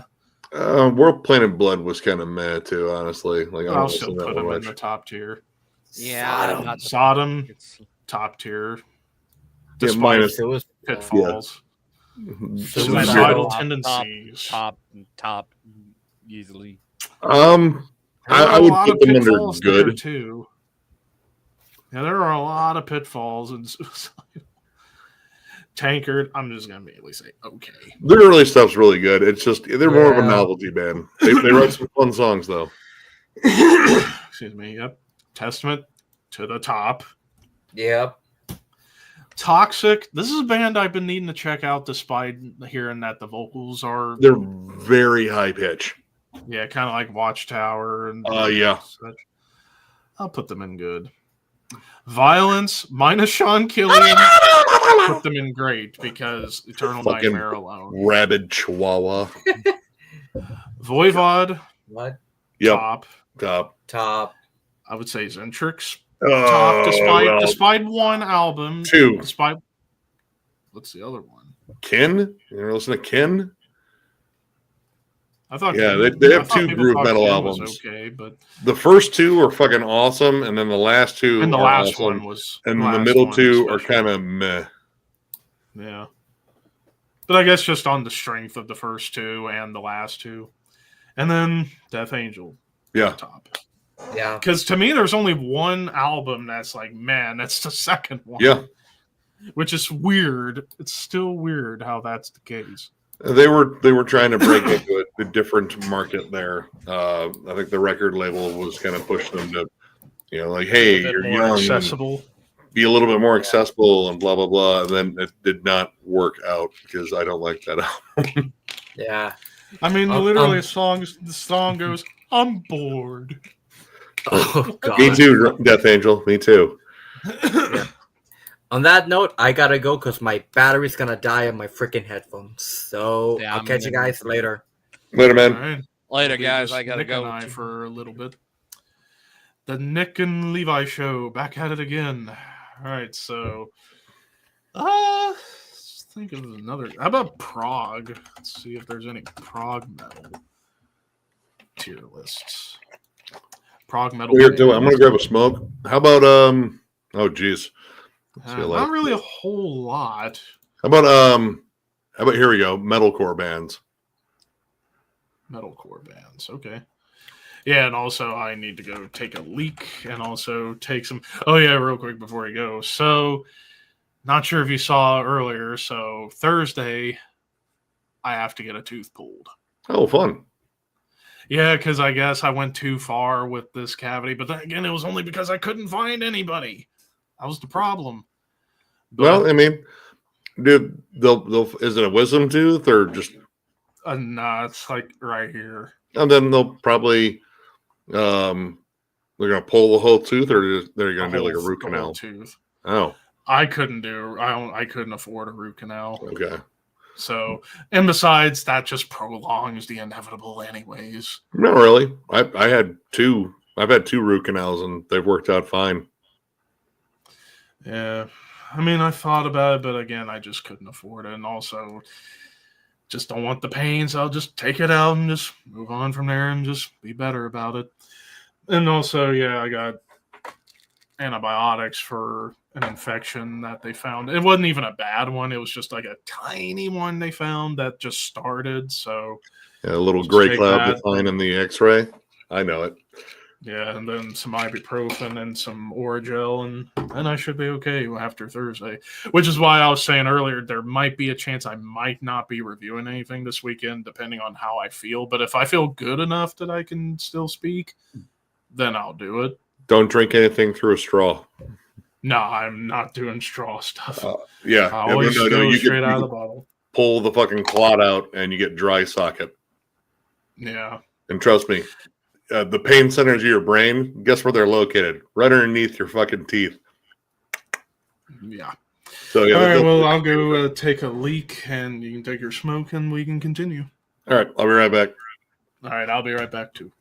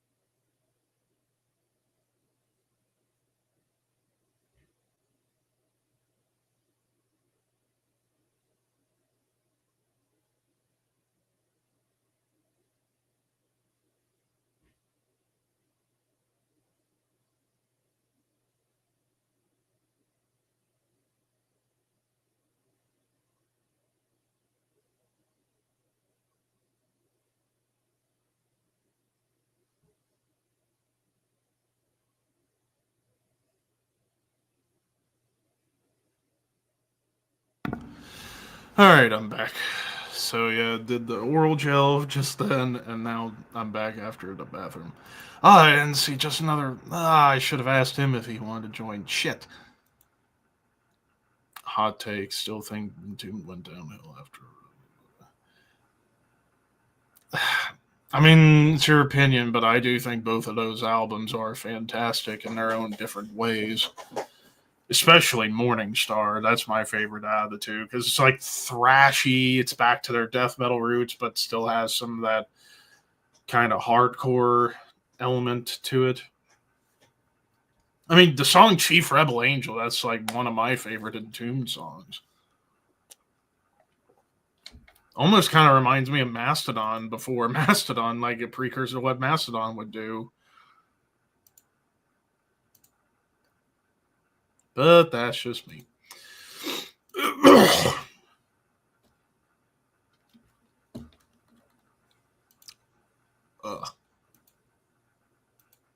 Yeah, it's... Yeah.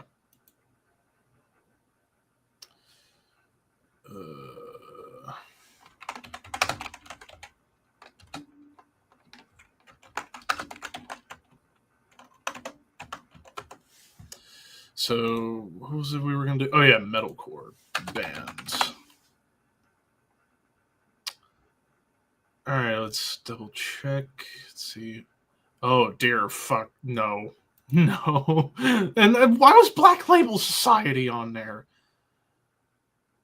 50 metalcore bands according to Wikipedia. I mean, this looks good, but there's a ton of bands missing. And not even all of these bands are metalcore. So what are you talking about? What about this list? Okay, this one might actually be somewhat decent. Oh. Welcome back. All right. Okay, so metalcore list. Okay, yeah, all right, that ain't bad. Well, let me look at some of the other ones and see. Okay, way too many. Well, actually, hang on. I didn't even go through the whole thing. Yeah, way too many. What about this one? Not even enough. Dude, they're not enough good ones. Not enough. Not enough. And also lacking. Okay, what's this ultimate list? This one might be. Well, you can't even read them all. I mean, there's a lot of lists, but just lacking. Yeah. What about this one? Nah, I think I already touched that one. I think these are all the same right here. What was the first one I don't want to go by band pictures. Fuck that. I think it was this one. Yeah. Yeah, this one might be the best one we could do. Excuse me. All right, so going from the top, we have The Ghost Inside. Honestly, I thought they were pretty good. I think they're the one the drummer lost his leg but still kept going. I only have one of their albums, but it's pretty solid. I'd go at least B tier for me. All right. 18 Visions. Early 18 Visions is really fucking good Metallica hardcore. The later stuff they tried, I don't know, it was too Papa Roachy for me. So probably another B tier one. What's this? Hearts? What? In Hearts Week. I have no fucking clue. So just put them at the bottom for that reason. 4 Year Strong. I mean, that's more like fucking easy core, like fucking bullshit. Warped Tour stuff. I've never been a fan of them. And I will say the same about Icy Stars. I Killed the Prom Queen. I've heard. I think they only had like a couple albums, but they were decent, pretty heavy and blast oriented. I would say I've heard snippet. Yeah, they're Australian. I've heard snippets of it, and it's kind of sounds like Unearth, but with more blast beats. I put them in B tier. Yeah, I'd probably go with B. I need to listen to them because I hear their guitarist who also does the clean vocals. And I know he played in Bleeding Through on Declaration.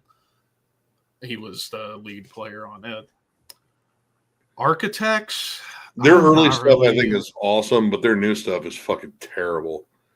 Probably B. Probably B tier again. Like there's some that I never was a fan of Day to Remember. Which one is the next one there? Invent Animate. I have no idea who that is. No clue. Now they're just Fit for a King.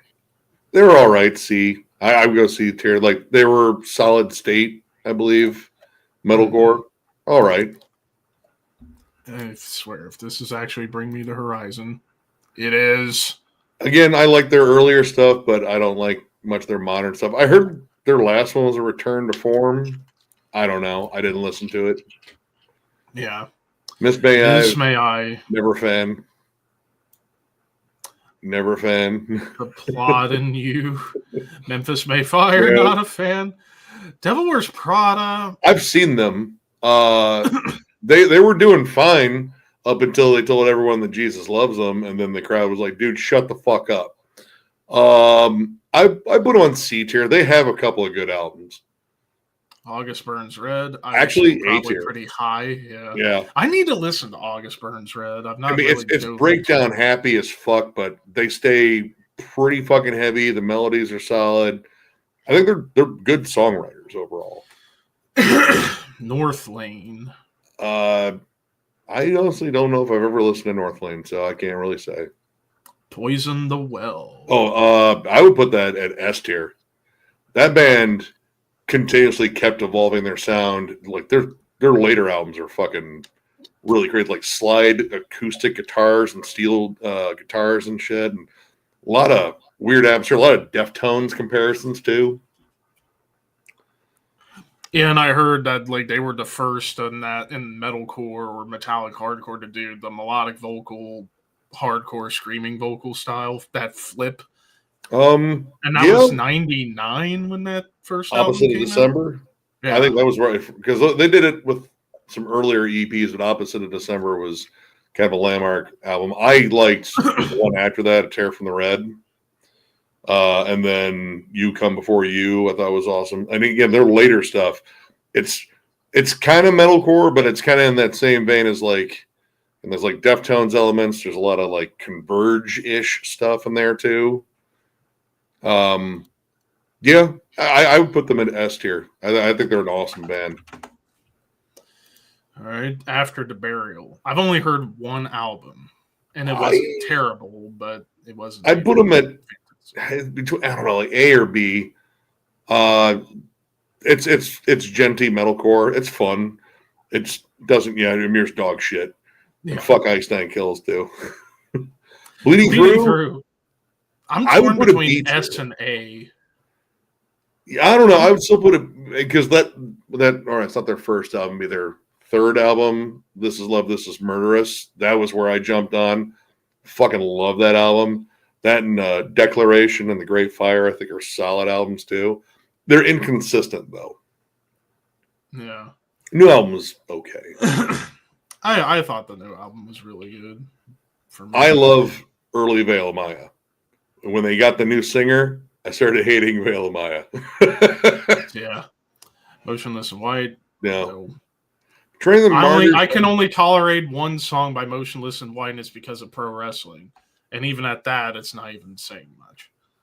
Right. Train the Martyrs, I don't really know. Bury Tomorrow. I've heard one album. Yeah, I have. I think they're basically, from what I heard, they're like British Killswitch, kind of. I'm a little bit harsher. Like they weren't so poppy or melodic. Like there's a lot of just like heavy breakdown, disoriented shit. I put them at B. I think based on the one album I have. Currents. Not familiar with Currents, honestly. And then for me, Killswitch. Yeah. Top tier. Yeah. In terms of that melodic metalcore stuff, they're probably the best. Oh, they're one of the best. Like Mouse to Flame. To Flames. I don't know. Yeah, me neither. Loathe. No, I don't know them either. I mean, judging by the logo, it looks like there's one I might actually like. Mm-hmm. 36 Crazing Fists. I put him at C. I did like him, but that dude's weird vocals started getting to me. Yeah. Exing Alexandria. Yeah. Bottom. No, fuck that core. Bottom. Okay, so Avenged Sevenfold. Okay, all right. So we're talking only the first two when they were a metalcore band. Sounding the Seventh Trumpet was okay, but Waking the Fallen is top tier for me. So in between, I'll settle at B. That's fair. I do like Waking. But if the first album was better, I would have probably put them in A. Yeah. Waking the Fallen still probably out of all the melodic metalcore albums. Well, even at that, I struggle with calling it a metalcore album because like 70% of the songs had guitar solos. I mean, there's a fair amount of metalcore that had guitar solos. Well, okay, so this kind of gets into like how and this is only me, how I differ metalcore and non-metalcore.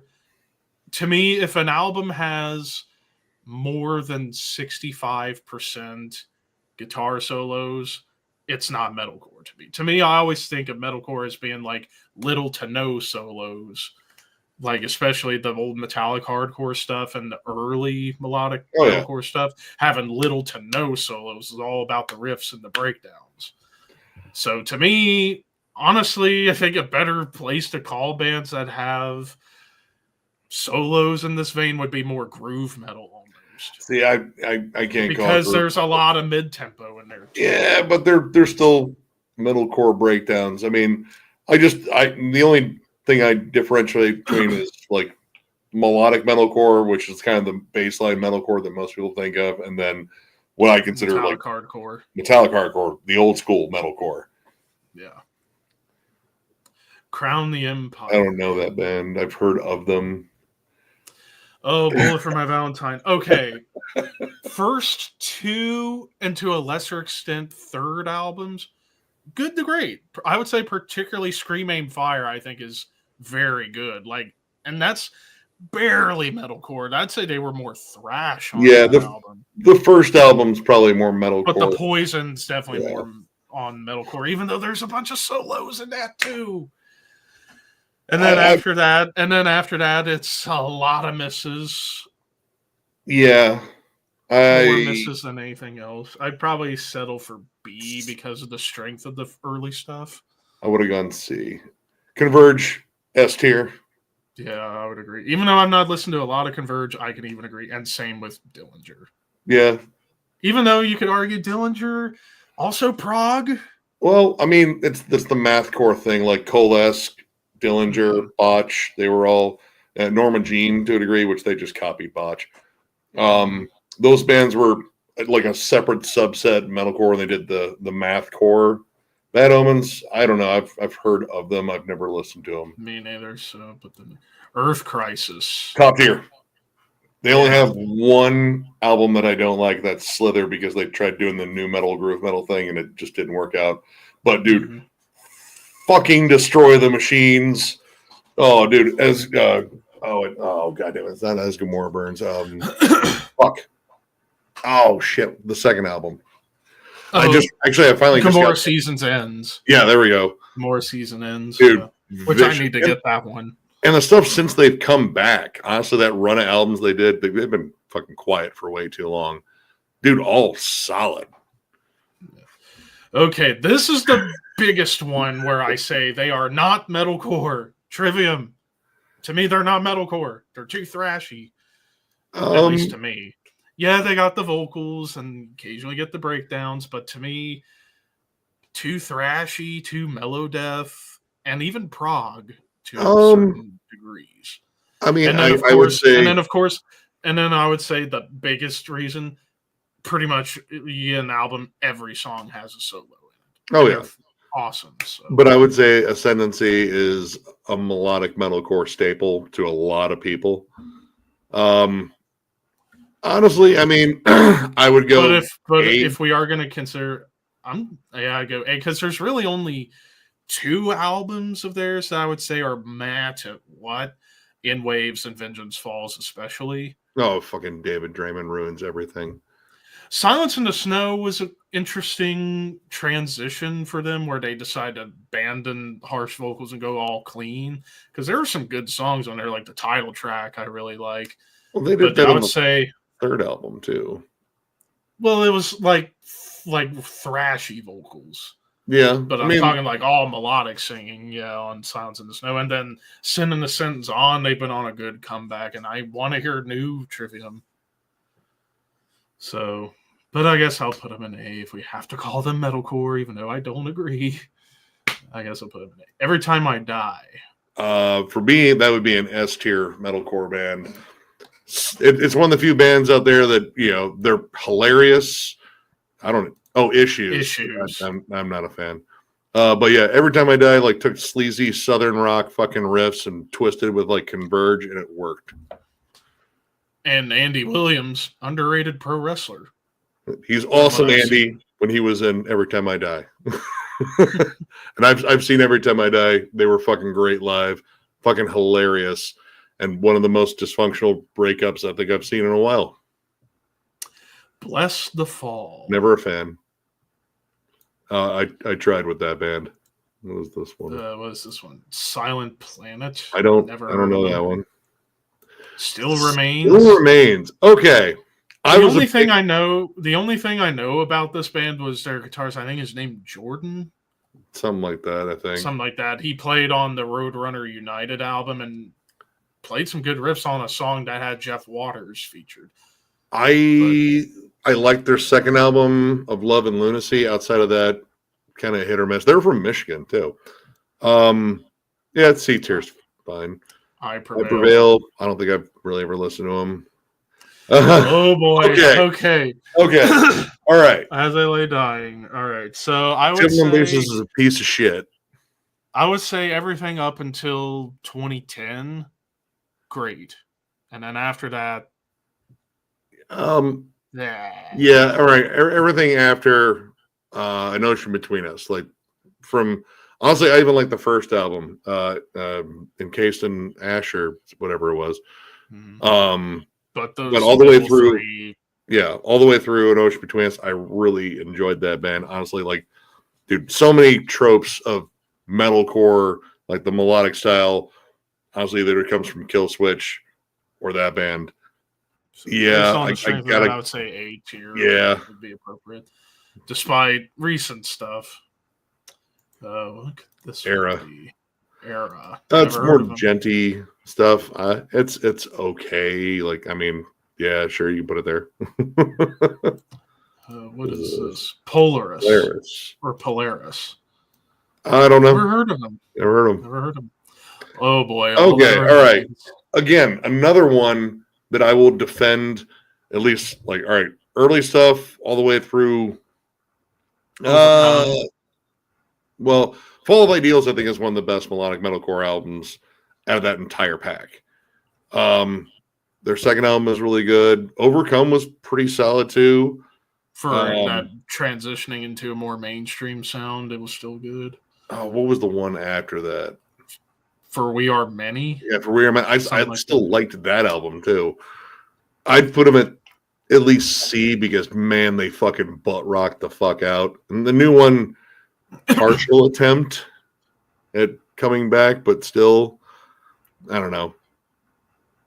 Parkway Drive. I like their early stuff. Their first two albums are fucking, like, if you like Kill Switch Engage, well, you should, like, because Adam D did the production. But the stuff, and I know that, like, recent stuff, they've kind of tried to incorporate, like, classic metal into their sound. I heard them spots. Do like more poppy stuff. Like they got a big push for fucking like just like a really more accessible mainstream sound. I don't know, that album in 2015, like the song Crushed, that is a heavy track. And then there was another single off of it where that was where you heard like classic metal melodies in there. I forget the name of the song. The last one I got was Atlas, and I thought that one was all right, but the first two, Horizons and Killing with a Smile, I thought those were pretty solid. I'm trying to remember what the hell was the name of that song on Ire.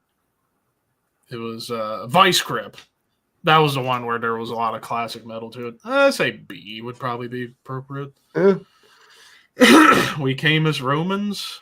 Nah, I got them confused with Asking Alexandria. I thought they were the same fucking band. I don't know. And Electric Cowboy, I'm not a Never really listened to him. What is that one? Chunk No Captain Chunk. I don't know that one, but that's a fun name. What is this? Chains. Oceans of Alaska. Oceans of Eight Alaska. Ocean 8 Alaska. Never listened to him, honestly. I know of the band though. If this of is Mice what and I Men. Think it is, oh dear Lord, no. Yeah, no. All right, Hatebreed. I'll put him at the top. I love Hatebreed. I don't give a fuck. I love Hatebreed. Yeah. Unearth, another one. All the way top. I would say. All the way top. Even though a couple of lesser albums, but that new one. I still think they're consistent. Like I've never listened to an Unearth album and went, man, this was fucking butt, or man, this doesn't even sound like Unearth. It always sounds like Unearth. That's kind of what I want. Wage War. I don't think I've ever really listened to them. Same thing with Beartooth. I've heard of them. I've just never listened to them. Ginger. Honestly, I'd put them at B at least. I think they're good. I know they get a lot of gripe, a lot of hate, but I think they're a pretty solid band. What's Shadows Fall? Oh, Shadows Fall. And this is again kind of in the same vein as Trivium. Too many solos and too much thrash. But man, there's still a lot of fucking there's a lot of breakdowns. There's a lot of hardcore energy. I mean, it's an A1 for me. Like top. I would argue S. Yeah, I mean, those last two albums weren't the best, but they were still good. Oh no, I liked Fire from the Sky. Actually, because the title track was practically a Morbid Angel song almost. I mean, the Art of Balance. Art of Balance and War Within are the two go-to. Oh, Of One Blood too. I love Of One Blood. Fuck, the first album is pretty damn skippable. That's the one with Phil. Oh no, Retribution. I liked quite a bit too. That was pretty good.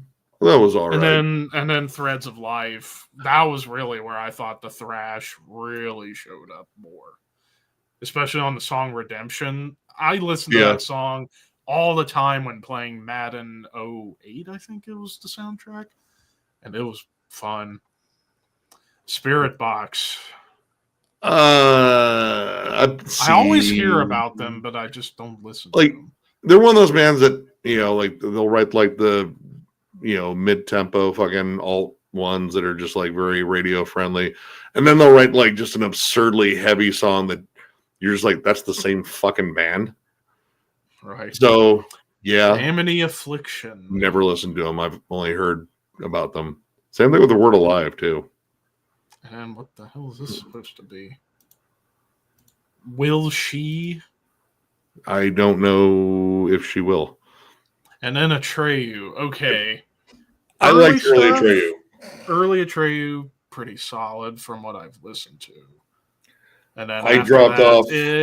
Peaks and Valleys. Yeah, I dropped off. God, I think it was. What was the album? Was it Lead Sails or Paper Anchors or something like that? That sounds about right. Yeah.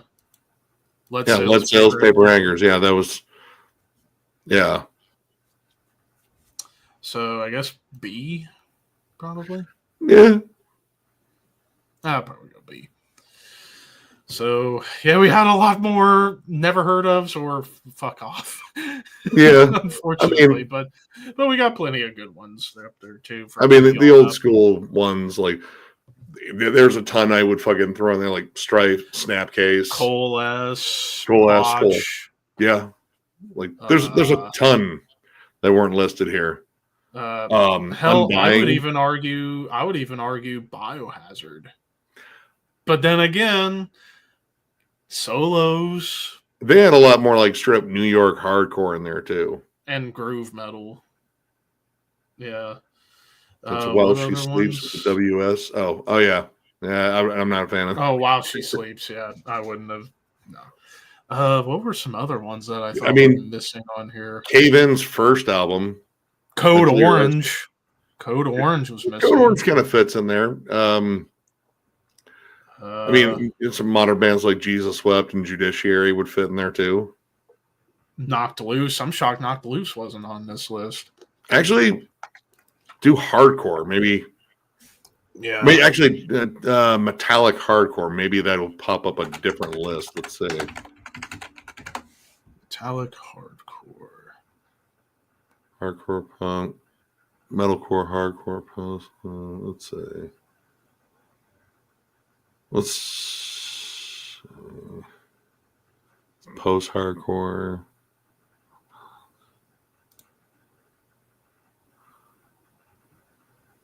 Nah, I guess not. What was on the first one? Go back to the first page real quick. Let's see. Metalcore hardcore tier list. Check out that first one up there. Metalcore hardcore post hardcore tier list. Let's see what all they consider in there. Oh dear God, there's so many. It's all albums, and there's so many. Oh God.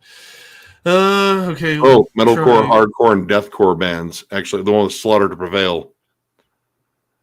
Holy bollocks. Well, there's not that many. Just how freaking okay. Day to Remember. Just not my cup of tea. Yep. Night in Texas. I don't know. Never heard.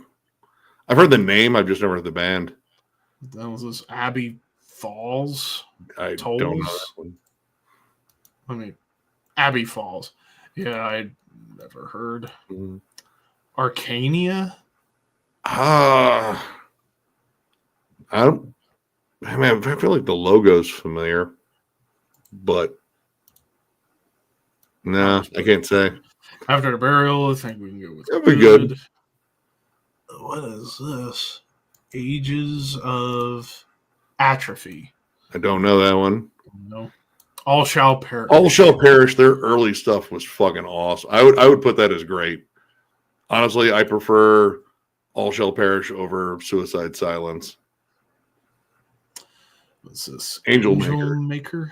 I've heard some stuff by him. I can't really weigh in on it that much. Maybe average for now. What the hell is this? Annotations of an Autopsy. Oh, dude, I like those dudes. I would say good. They turned into more of a death metal band. What is that? Any Given Day. Oh no.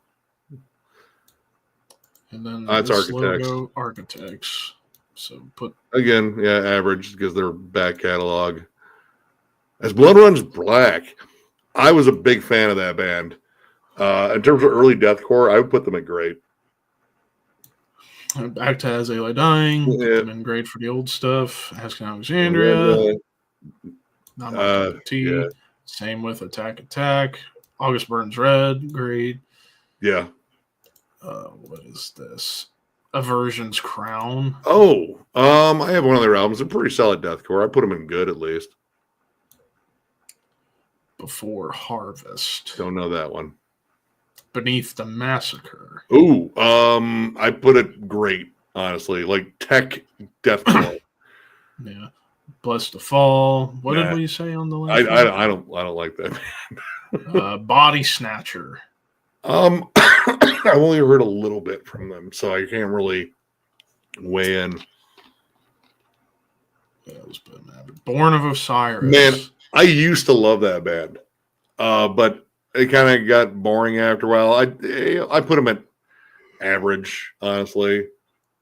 I heard their album The Discovery was great.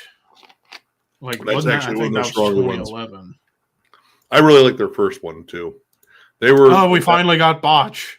Oh, Botch is goated for me. What's this one? Bound in Fear. Don't know that one. What the hell is this? Oh, Brand of Sacrifice. Brand of Sacrifice. I'm not a fan. Yeah, Wait, where'd you put and They Suck? Is that Bound in Fear? Wait. Oh, I thought I put them in. I guess it didn't. Right. Was this Breakdown of Sanity? I have no idea who that is. Bring Me to Horizon. Nah. Average. What is that one? Or Bullet for My Valentine. Good for the old stuff. Caliban. Caliban, dude. Honestly, I'll put them in great. In terms of like just a solid, I think I've only heard one album. They're pretty interchangeable, but they're pretty consistent. German metalcore band. They're kind of like the German As I Lay Dying. Carnifex. I would put them in at least good. I Because I've heard a couple of albums and they were really good. Like I think I heard what was the one in 2016? I probably can't remember that. And then World War X, that was vicious. I got to do them with the first album, but hold on here. Let's see. I think it was Hell Chose Me. I really enjoyed that one. Yeah. Chelsea Grin. Fuck no. I've never liked that band. What is this? Child of Waste. I don't know. Code Orange. I'd say good. Like, I like their earlier stuff, but as they kept getting weirder, nah. Counterparts. I don't know that one. What is that one? Crown Magnetar. I've heard of them, but I've never actually jammed them. Darko. Don't know that one. Despised Icon. I will go ahead and say great. For deathcore, one of my only favorite deathcore bands. Day of Mourning and the one before that one. Ill's a Modern Man. Yeah. Dude, even I think their last two, even their recent two, I actually liked. I didn't like the last one as much as people hyped it up. Like, I mean, brilliant drum work, heavier than fuck, but it just didn't grab me as much. Yeah. Distant, I'm not a fan. I reviewed their last album. It was fucking terrible. Earth Crisis goated. Fuck off, Amir. Fuck that band. Enterprise Earth. Paul Mary is Enterprise Earth. Oh, they're all right. I've seen them before. I go with good. I don't think they're terrible.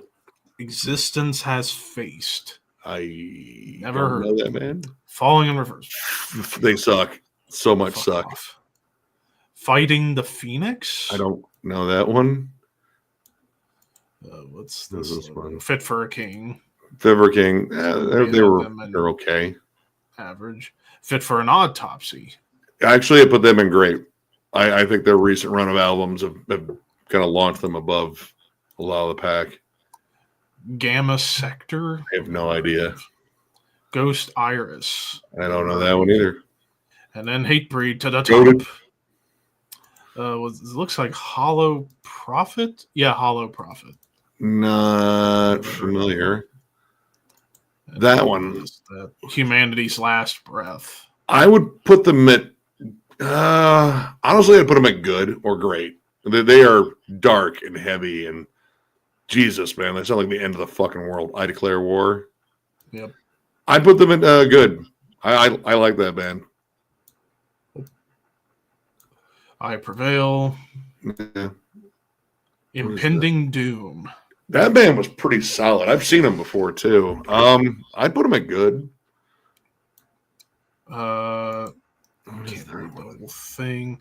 In the Midst of Lions. Don't know.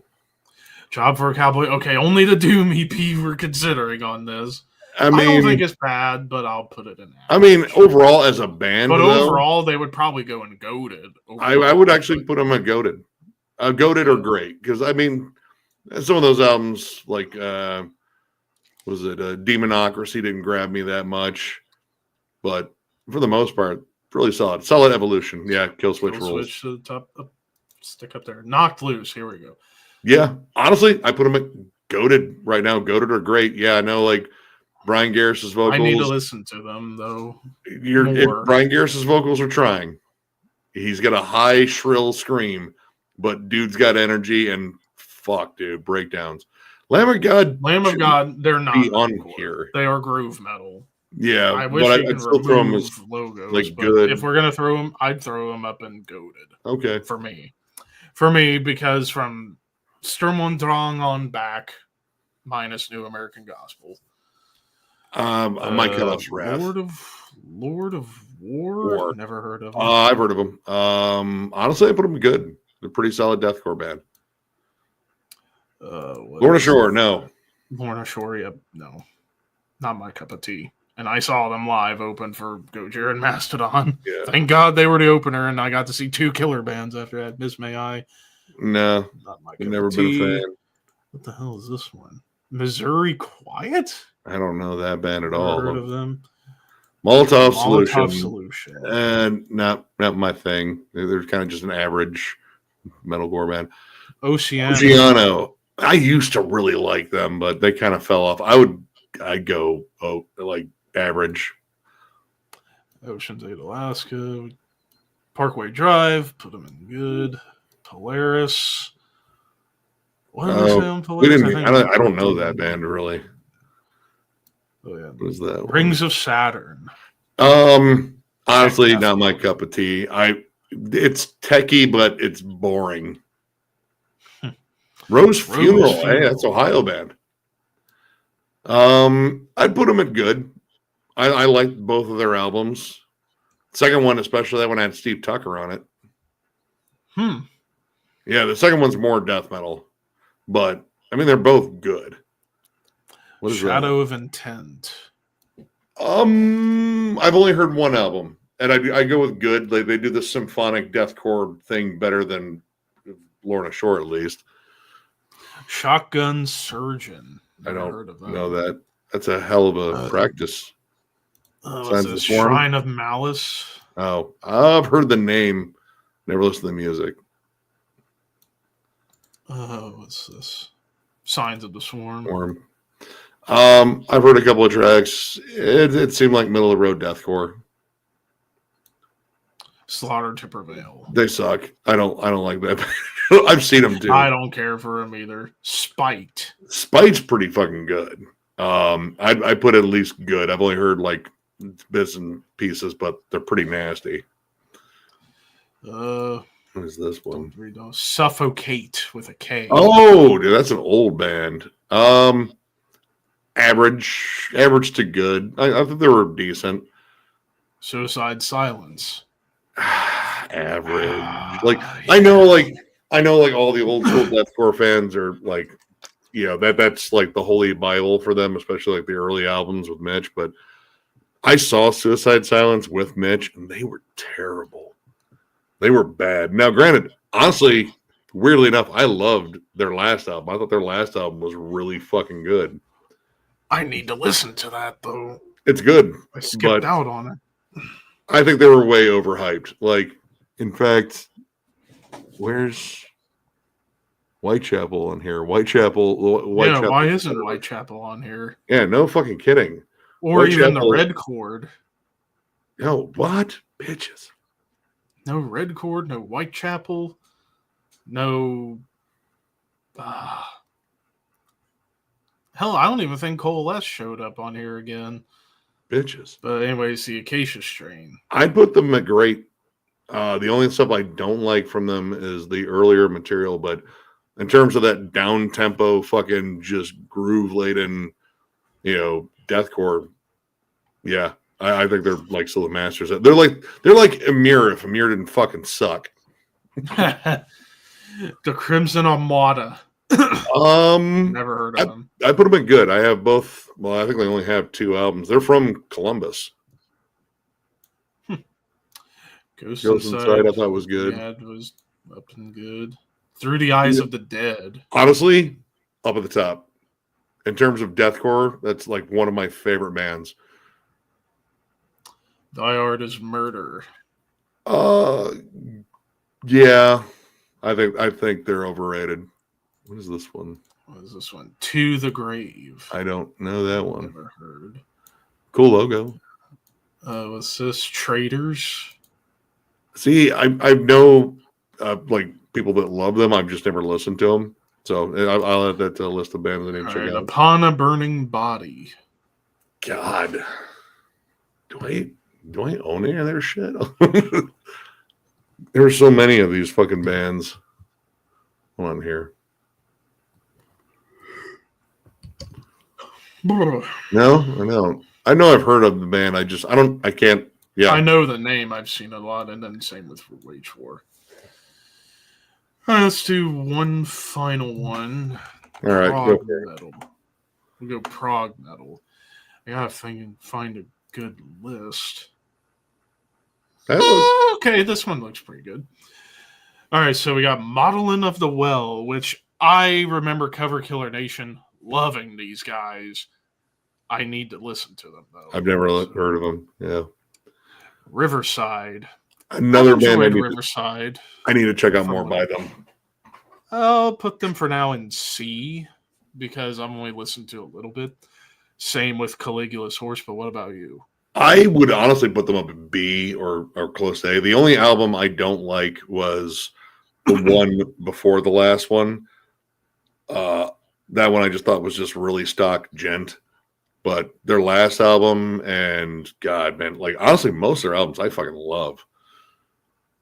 Leprous. I've only heard the last album and it was okay. It was solid, but I need to listen to their older stuff. Their earlier stuff is amazing. I mean, that's what I would grade it by. I would go A.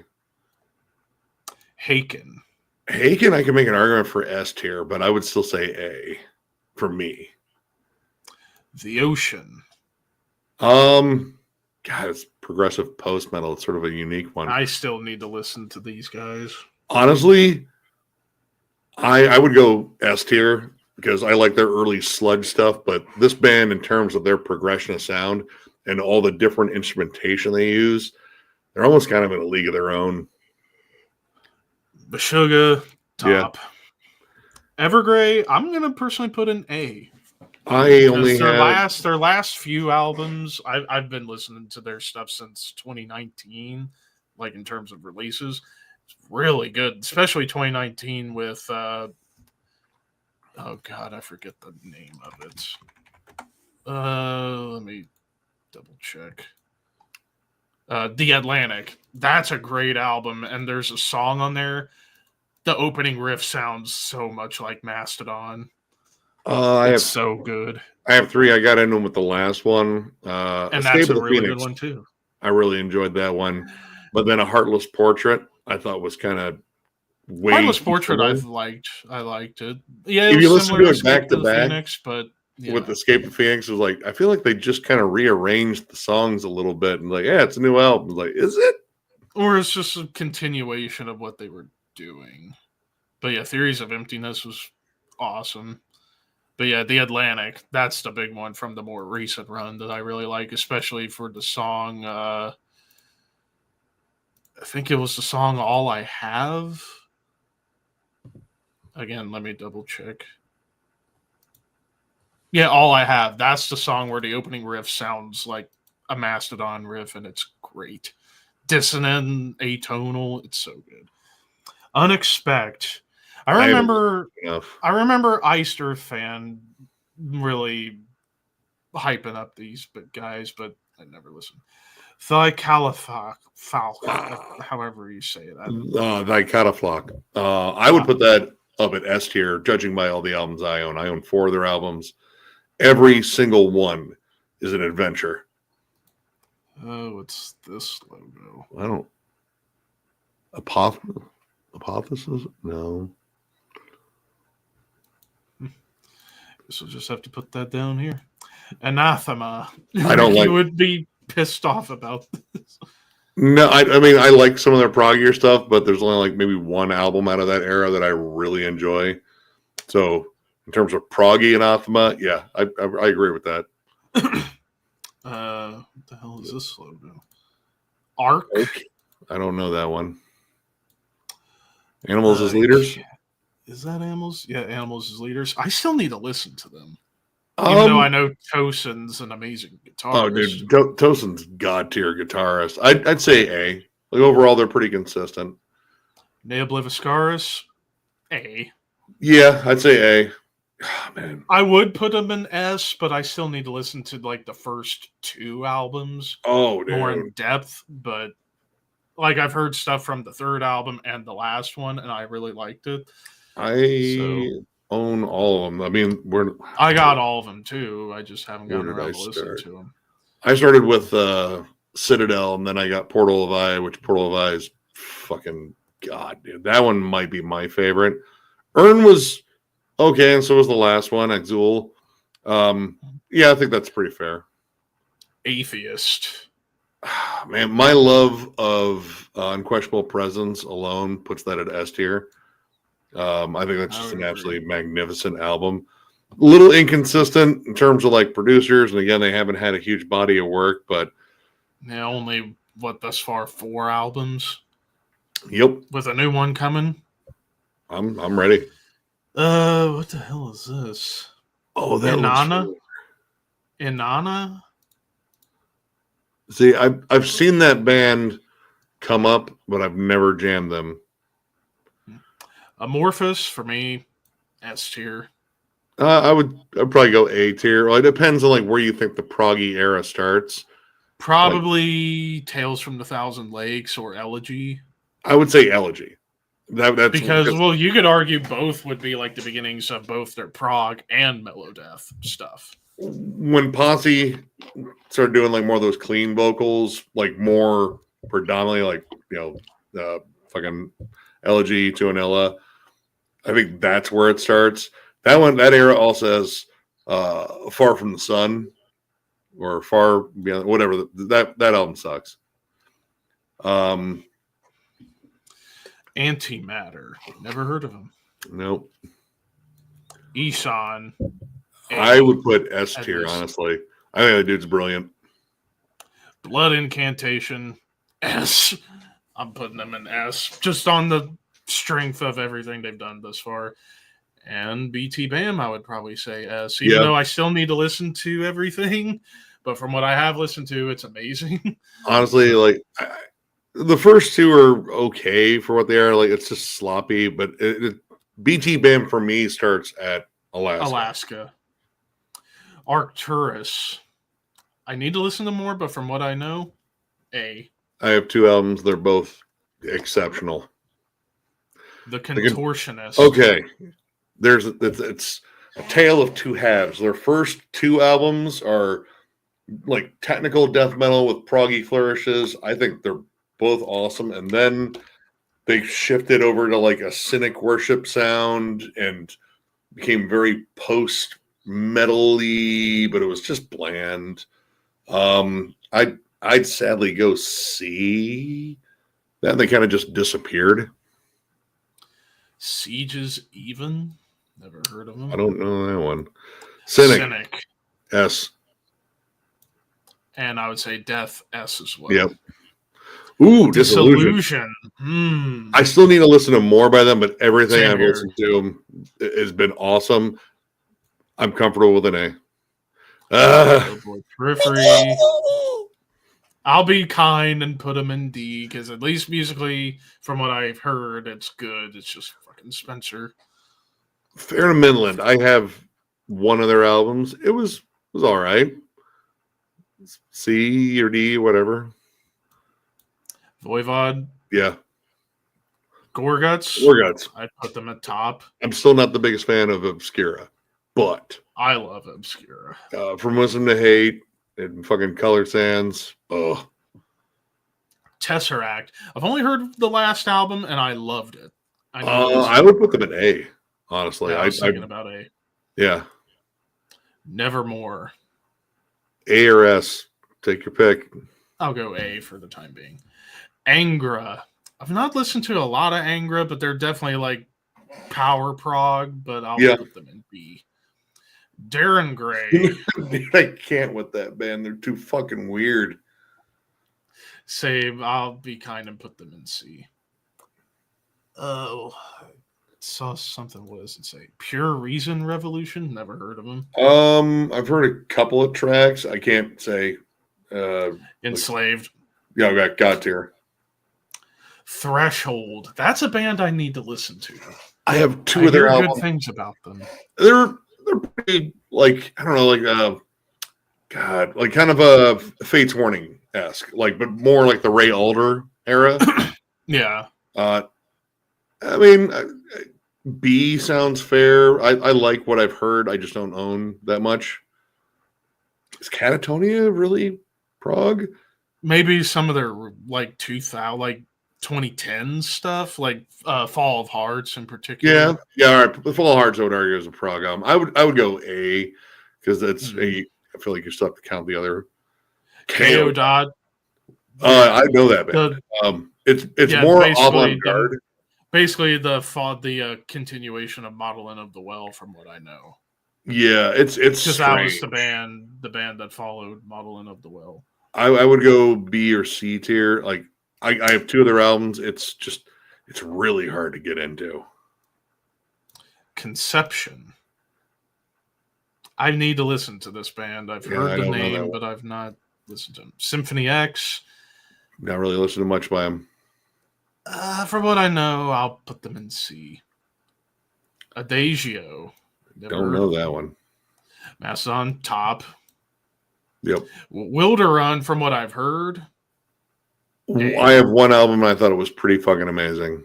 The last one was awesome. Yep. Edge of Sanity, for me, top. That'd be up there for like death metal. I don't know about prog, but whatever. Well, Spectral Sorrows, Purgatory, Afterglow, and the 2 Crimson albums, I would argue, are prog death metal albums. Maybe I'd still say, especially Crimson. And Crimson, I would argue, and Crimson too. But Purgatory Afterglow, I could argue, is pretty proggy too, because like all the songs are so different. Well, then again, that was because Swano said that he originally wanted to have it done as 2 different EPs, one that's straight death metal, mellow death, and one where it was a little more experimental. But they decided to just mix it into one, and it worked. A killer album. Orphanland. I need to listen to them more, but from what I've heard and what people say, I gotta put them in A. Oh, it's folky, but still very proggy, and also some death doom in there. They're rooted in Jerusalem. Like a lot of stuff is very like tied to the culture and all that. Opeth, top. Yeah. It's not even a question. Porcupine Tree. Big discography. I haven't listened to all of it. I need to listen to their old stuff. Like I've listened to stuff from Fear of a Blank Planet. I have In Absentia. I need to get Deadwing and The Incident. I listened to the last one too, and I thought it was pretty good. I started off with Deadwing. That was my jumping on point, and then I got In Absentia. Fear of a Blank Planet is probably my favorite of the ones that I've listened to. The title track alone is so good. Oh, and based off of that, I have to put them in S for Legacy. And then Pain of Salvation, again, I need to listen to them, but I'll put them in B because I hear they're very good. Psychotic Waltz. Jeff keeps telling me to listen to them. Yeah, and I've been needing to listen to them too. I've heard snippets of a song, and I thought it was pretty good. It was kind of like thrashy prog, kind of like Watchtower, but the vocals are better. I'll put them in B for now. Queensryche. Oh dear. Okay. 80s, early 90s Queensryche and the Todd LaTorre stuff. Great. Everything in between, fuck off. On principle, put them in A. I mean, it sounds fair. Redemption. I've listened to a few Redemption albums. Pretty good. Pretty good stuff, actually. I know they've gone through like different frontmen. Like I think they used to have Ray Alder, and now I think they got Tom England from Evergrey fronting them now. But from what I've heard, it's pretty good, so I'll go A. Fate's Warning. Oh, man. I mean, just realized they don't even have Dream Theater on the list. But if they were included, they'd have to go in S. But Fate's Warning. I haven't listened to the John Arch stuff. Like, I still need to get around to that. I only know the real older stuff, which is a big one. It's pretty good. I'll put them in A. Shadow Gallery. This is another one I've been needing to listen to that I heard. Yeah, I'm not familiar with. I've heard the name. I haven't listened to them. Sigh. Again, that's more avant-garde. I'm going S tier on Sigh. I love that band. Wildly experimental. What the hell is this logo? SW. What could that SW be? I don't know. I'll just have to put them down here. Tool. Personally, I would put them in S, but I'll be fair and I'll put them in A. Yeah, I mean, I still enjoy Tool. Arion. I have Human Equation. And I've listened to some of it. It's pretty good. And there's so many guests on there. James LaBrie, Michael, Devin Townsend, a couple others. Even Michael's doing a couple of growling sections on there for the character that's being portrayed in the album. From what I know, I put them in A. And then finally, Devin Townsend, that's an S. See, I would argue an A just because I haven't liked every single Devin Townsend album. I mean, I always appreciate him just because he's a brilliant musician, brilliant producer. Honestly, like in terms of musicians and people, I think more people should emulate him. He's a good dude. And he puts his heart in everything. But sometimes it's not always great. Yeah. Now, for some other bands that should have been on the list, Dream Theater, the obvious one. How the hell did you not include Dream Theater on this list, creator? But if they were on the list, I would put them in S, personally. Other bands, Watchtower was missing. I would have probably put them in A for the music. I mean, you could probably make an argument for Coheed and Cambria. Yeah, and they probably... I still need to listen to the bulk of their stuff. It's like only a couple songs. The big one, Welcome Home, and that's a brilliant song. Alchemist. U-Tune. Oh, Alchemist. I don't know about them. Oh, dude, really interesting prog metal band from Australia. Worth checking out. Like, I don't know, there's like elements of stuff, and then it reminds me of like Killing Joke, but I mean, it's a unique take on prog metal. Like, it's too catchy to really be like avant-garde, in my opinion. But Yo-Tune could have been on this list, and if they were, I would have personally put them in S because I love both albums thus far. Arguably, Dillinger could have been on the list. I feel like that's a bit of a reach. Coroner probably should have been on the list. Black Crown Initiate? I don't know. Yes, Black Crown, yes. I mean, you could throw in Rivers of Nile then. Obscura. You could throw in Obscura too. And then Alkaloid if you got thrown Obscura. And Alkaloid, yeah. What was the other one? Oh, I'm still remembering some other one. In Mourning could have been on this list too, since they're basically Opeth and Insomnium worship. Insomnium, well, then again, they're more mellow death, but they got some prog. Witherscape for More Dance Swallow Love. Witherscape, I'd still almost say more melodic death metal. I don't know. Like that one fits more in there with me.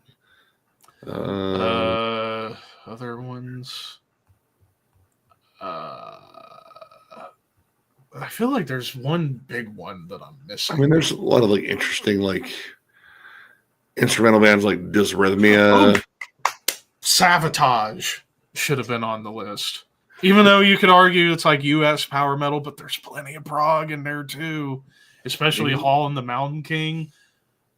God tier album right there. So I think Savatage should have been on the list. Exist. Wait. Dude, X-Toll. I've been needing to listen to X-Toll. And then with Exist and Wait, I still need to listen to those bands, but I hear they're great. What were some other ones? Like obvious ones that were missing. I mean, arguably Avenged Sevenfold for the last two albums. Arguably. Well, the last album I say was more avant-garde, but The Stage is a prog metal album. And a very good one at that. Like, I will tell you this, Nick. If you never get The Stage, at least check out the song Exist off of The Stage. It's about 16 minutes, and there's not much vocals. It's mostly an instrumental showcase. Well, that's thankful. With awesome sweeps and like thrash riffs, even a death metal breakdown. And then you get this like section where it's like the big bangs happening, where it's like these cool synths and like sci-fi sections, and then a really nice like David Gilmour kind of solo, and then you get like clean guitars with couple lines of vocals, and then it builds up to thrash with Neil deGrasse Tyson doing spoken word, and even black metal blast beats. It's actually a great song. Well, this one's probably not that obvious. Hammers of Misfortune. I feel like I've seen that name, but never They've listened. been around for a while. Interesting prog. I mean, they kind of, they're kind of fitting with like the Lord Weird Slowthig, kind of in that category, like progressive heavy metal oddities. Yeah. Perhaps some people could say Budgies in that realm too. Like prog rock, head proto metal, hard rock. Intronaut? Oh yeah, Intronaut. That's another one. Yeah, that was probably the one I was thinking, but Intronaut should have been on here. Carnival. Yeah, kind of like that alt metal. I mean, kind of like Tool. King's X. Yeah, King's X probably should have been on here. Let me look behind me if there was any. It's really metal. Mars Volta would kind of fit in, but it's not really metal. Same with Rush, like old, like 70s Rush when they were heavier.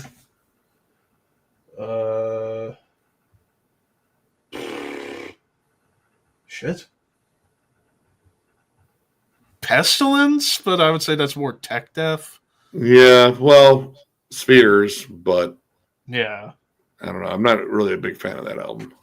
No, it's like really for me when it comes to Pestilence, first 3 albums and then hit or miss. Oh my god!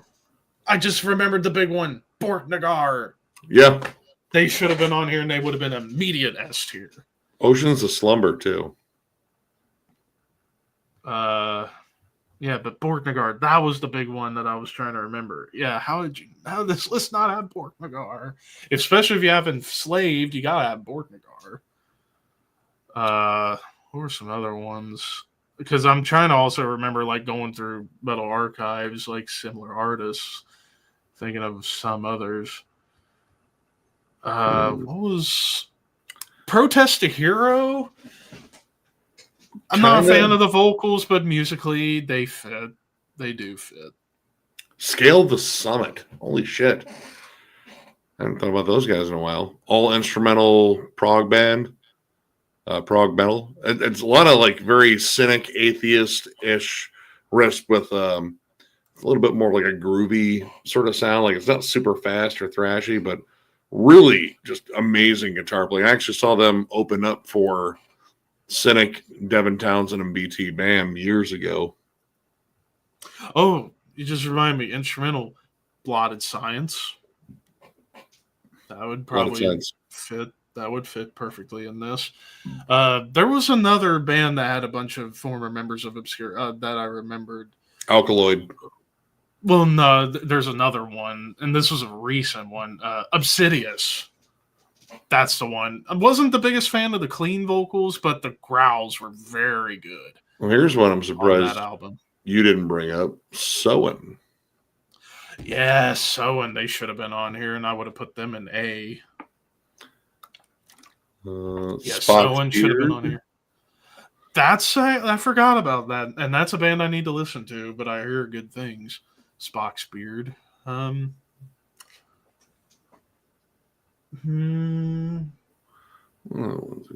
Oh, Textures. I need to listen to them. Oh, Silhouettes. That's one of my favorites. Dude, Thought Industry. Crimson Glory could fit under like power prog. Yeah, kind of like Sabotage, but more towards power. Ginger. I mean, if you want to call Jinta genre, then I guess they would fit there somehow. Even though, like we said, they're probably more metalcore than anything else. I mean, to a degree, like in songs, not in whole albums, but Trivium. Like, they got some prog songs. Like Shogun, I'd say that's a prog song.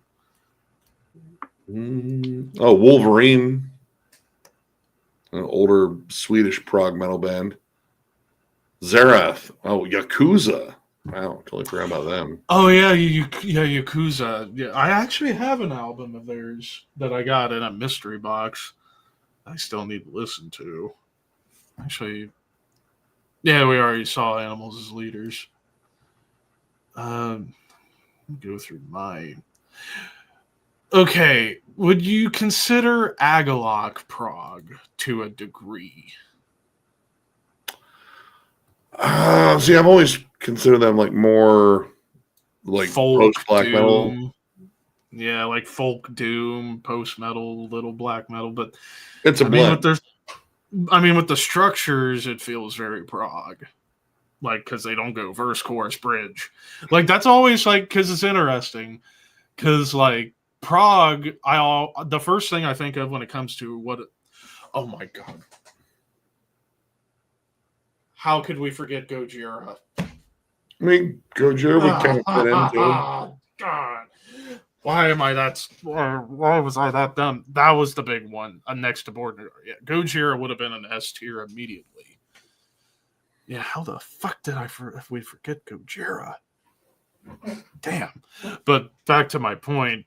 Like, the first thing I always think of when I think of what a band is, if they're prog or not, if you have like more than 50% of songs that have verse, chorus, bridge, it's not quite prog. You gotta have like sections where it's like pretty much all verses or like maybe a chorus, or you just go quickly or just draw shit out. Well, again, like there are prog metal bands that do the typical like, structure, very typical song structures, but they just pepper in extra stuff.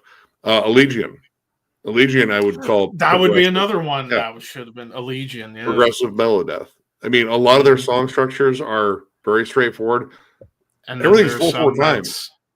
All there's nothing that is like super polyrhythmic or anything like that. Well, I mean, even Fate's Warning, like especially at the Ray Elder age, it's a lot of straight up verse chorus stuff, but it still has its proggy sort of vibes to it. Yeah, that was the other thing I was gonna mention too. Like rhythms, like I don't think necessarily like rhythms always play a factor. It's like, yeah, you can always have your off time grooves or like different time signatures, and obviously that's prog. But I mean, take Opeth for example; they rarely ever go beyond 4/4. Yeah, but they also keep shifting around the rhythms. Like they shift around parts. That's like the big thing is like transitions that are not only just like technical, but they kind of show off like a different. Yeah, Van and Plas, I would agree too. I've heard some. Yeah, Van and Plas. I forgot about that band, and I still need to listen to. There's so much. I'm like John.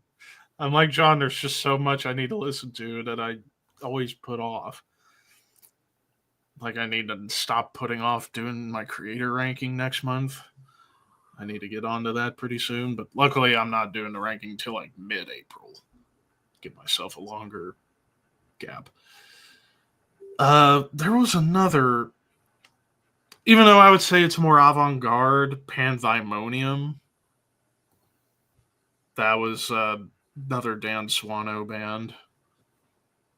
Oh, yeah. Akercocke. I forgot about Akercocke. Yeah, they'd fit on here too. Prog, Black and Death, but it's prog. I still need to get some. I've jammed some of it. It's pretty interesting. It's the song "Horns of Baphomet." I love the twists and turns on that song. It starts off as like blackened doom with Jason Madonka just screaming his ass off, like ah! And then you get this like low, almost Maynard James Keenan low, clean vocal, and then suddenly it unleashes into straight up death metal, and his death growl is so demonic on that song. And then it's like it goes from like a blackened doom song, kind of like the doomiest Dark Throne or like Mayhem section. Then you suddenly get this like atonal melody where he sounds like Maynard James Keenan a bit, and then it unleashes into like black metal, and then you get into like death metal, and then you get some like gnarly stuff, and then even the ending, like before it slows down to doom, like the fine after the big solo, it's almost suffocation worship. I was gonna say Burst, a lot of their later stuff. I hear Burst, Mekong Delta. Mekong Delta is a band. I need to That's check a band out. I need to. The only thing I know about Mekong Delta was their guitarist, Uwe Ballscrotch. He was their guitarist at the Ball time. stretch? Is that a legal maneuver? But he was their guitarist in '89, and he did the Sodom Agent Orange tour after Frank Blackfire left.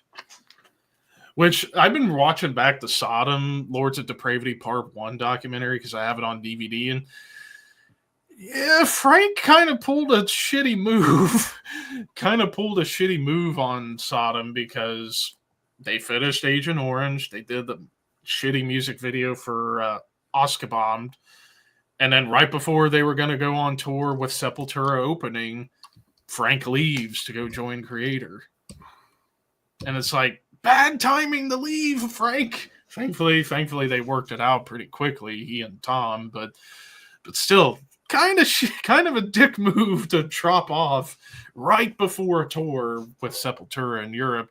And it's like, okay, I get it. You got the bigger opportunity in Creator, and you got to go to the States for the first time to play with Coroner, but still could have been some scheduling changes, and I think it would have worked out better. But yeah, at least they worked it out, and Frank's back in the band now. So, all right, we'll tell you what. I'm going to jump off. I'm going to jump off too. So, anyways, thank you guys who tuned in to this. This was impromptu because basically I had nothing to do since Monday Night Raw was on the afternoon today because they're over in Europe. So basically, I'll probably go on live every Monday until the end of the month to make up that time. So chances are we'll be back next week to do more of this. So anyways, horns high, dreams wet, you sexy motherfuckers.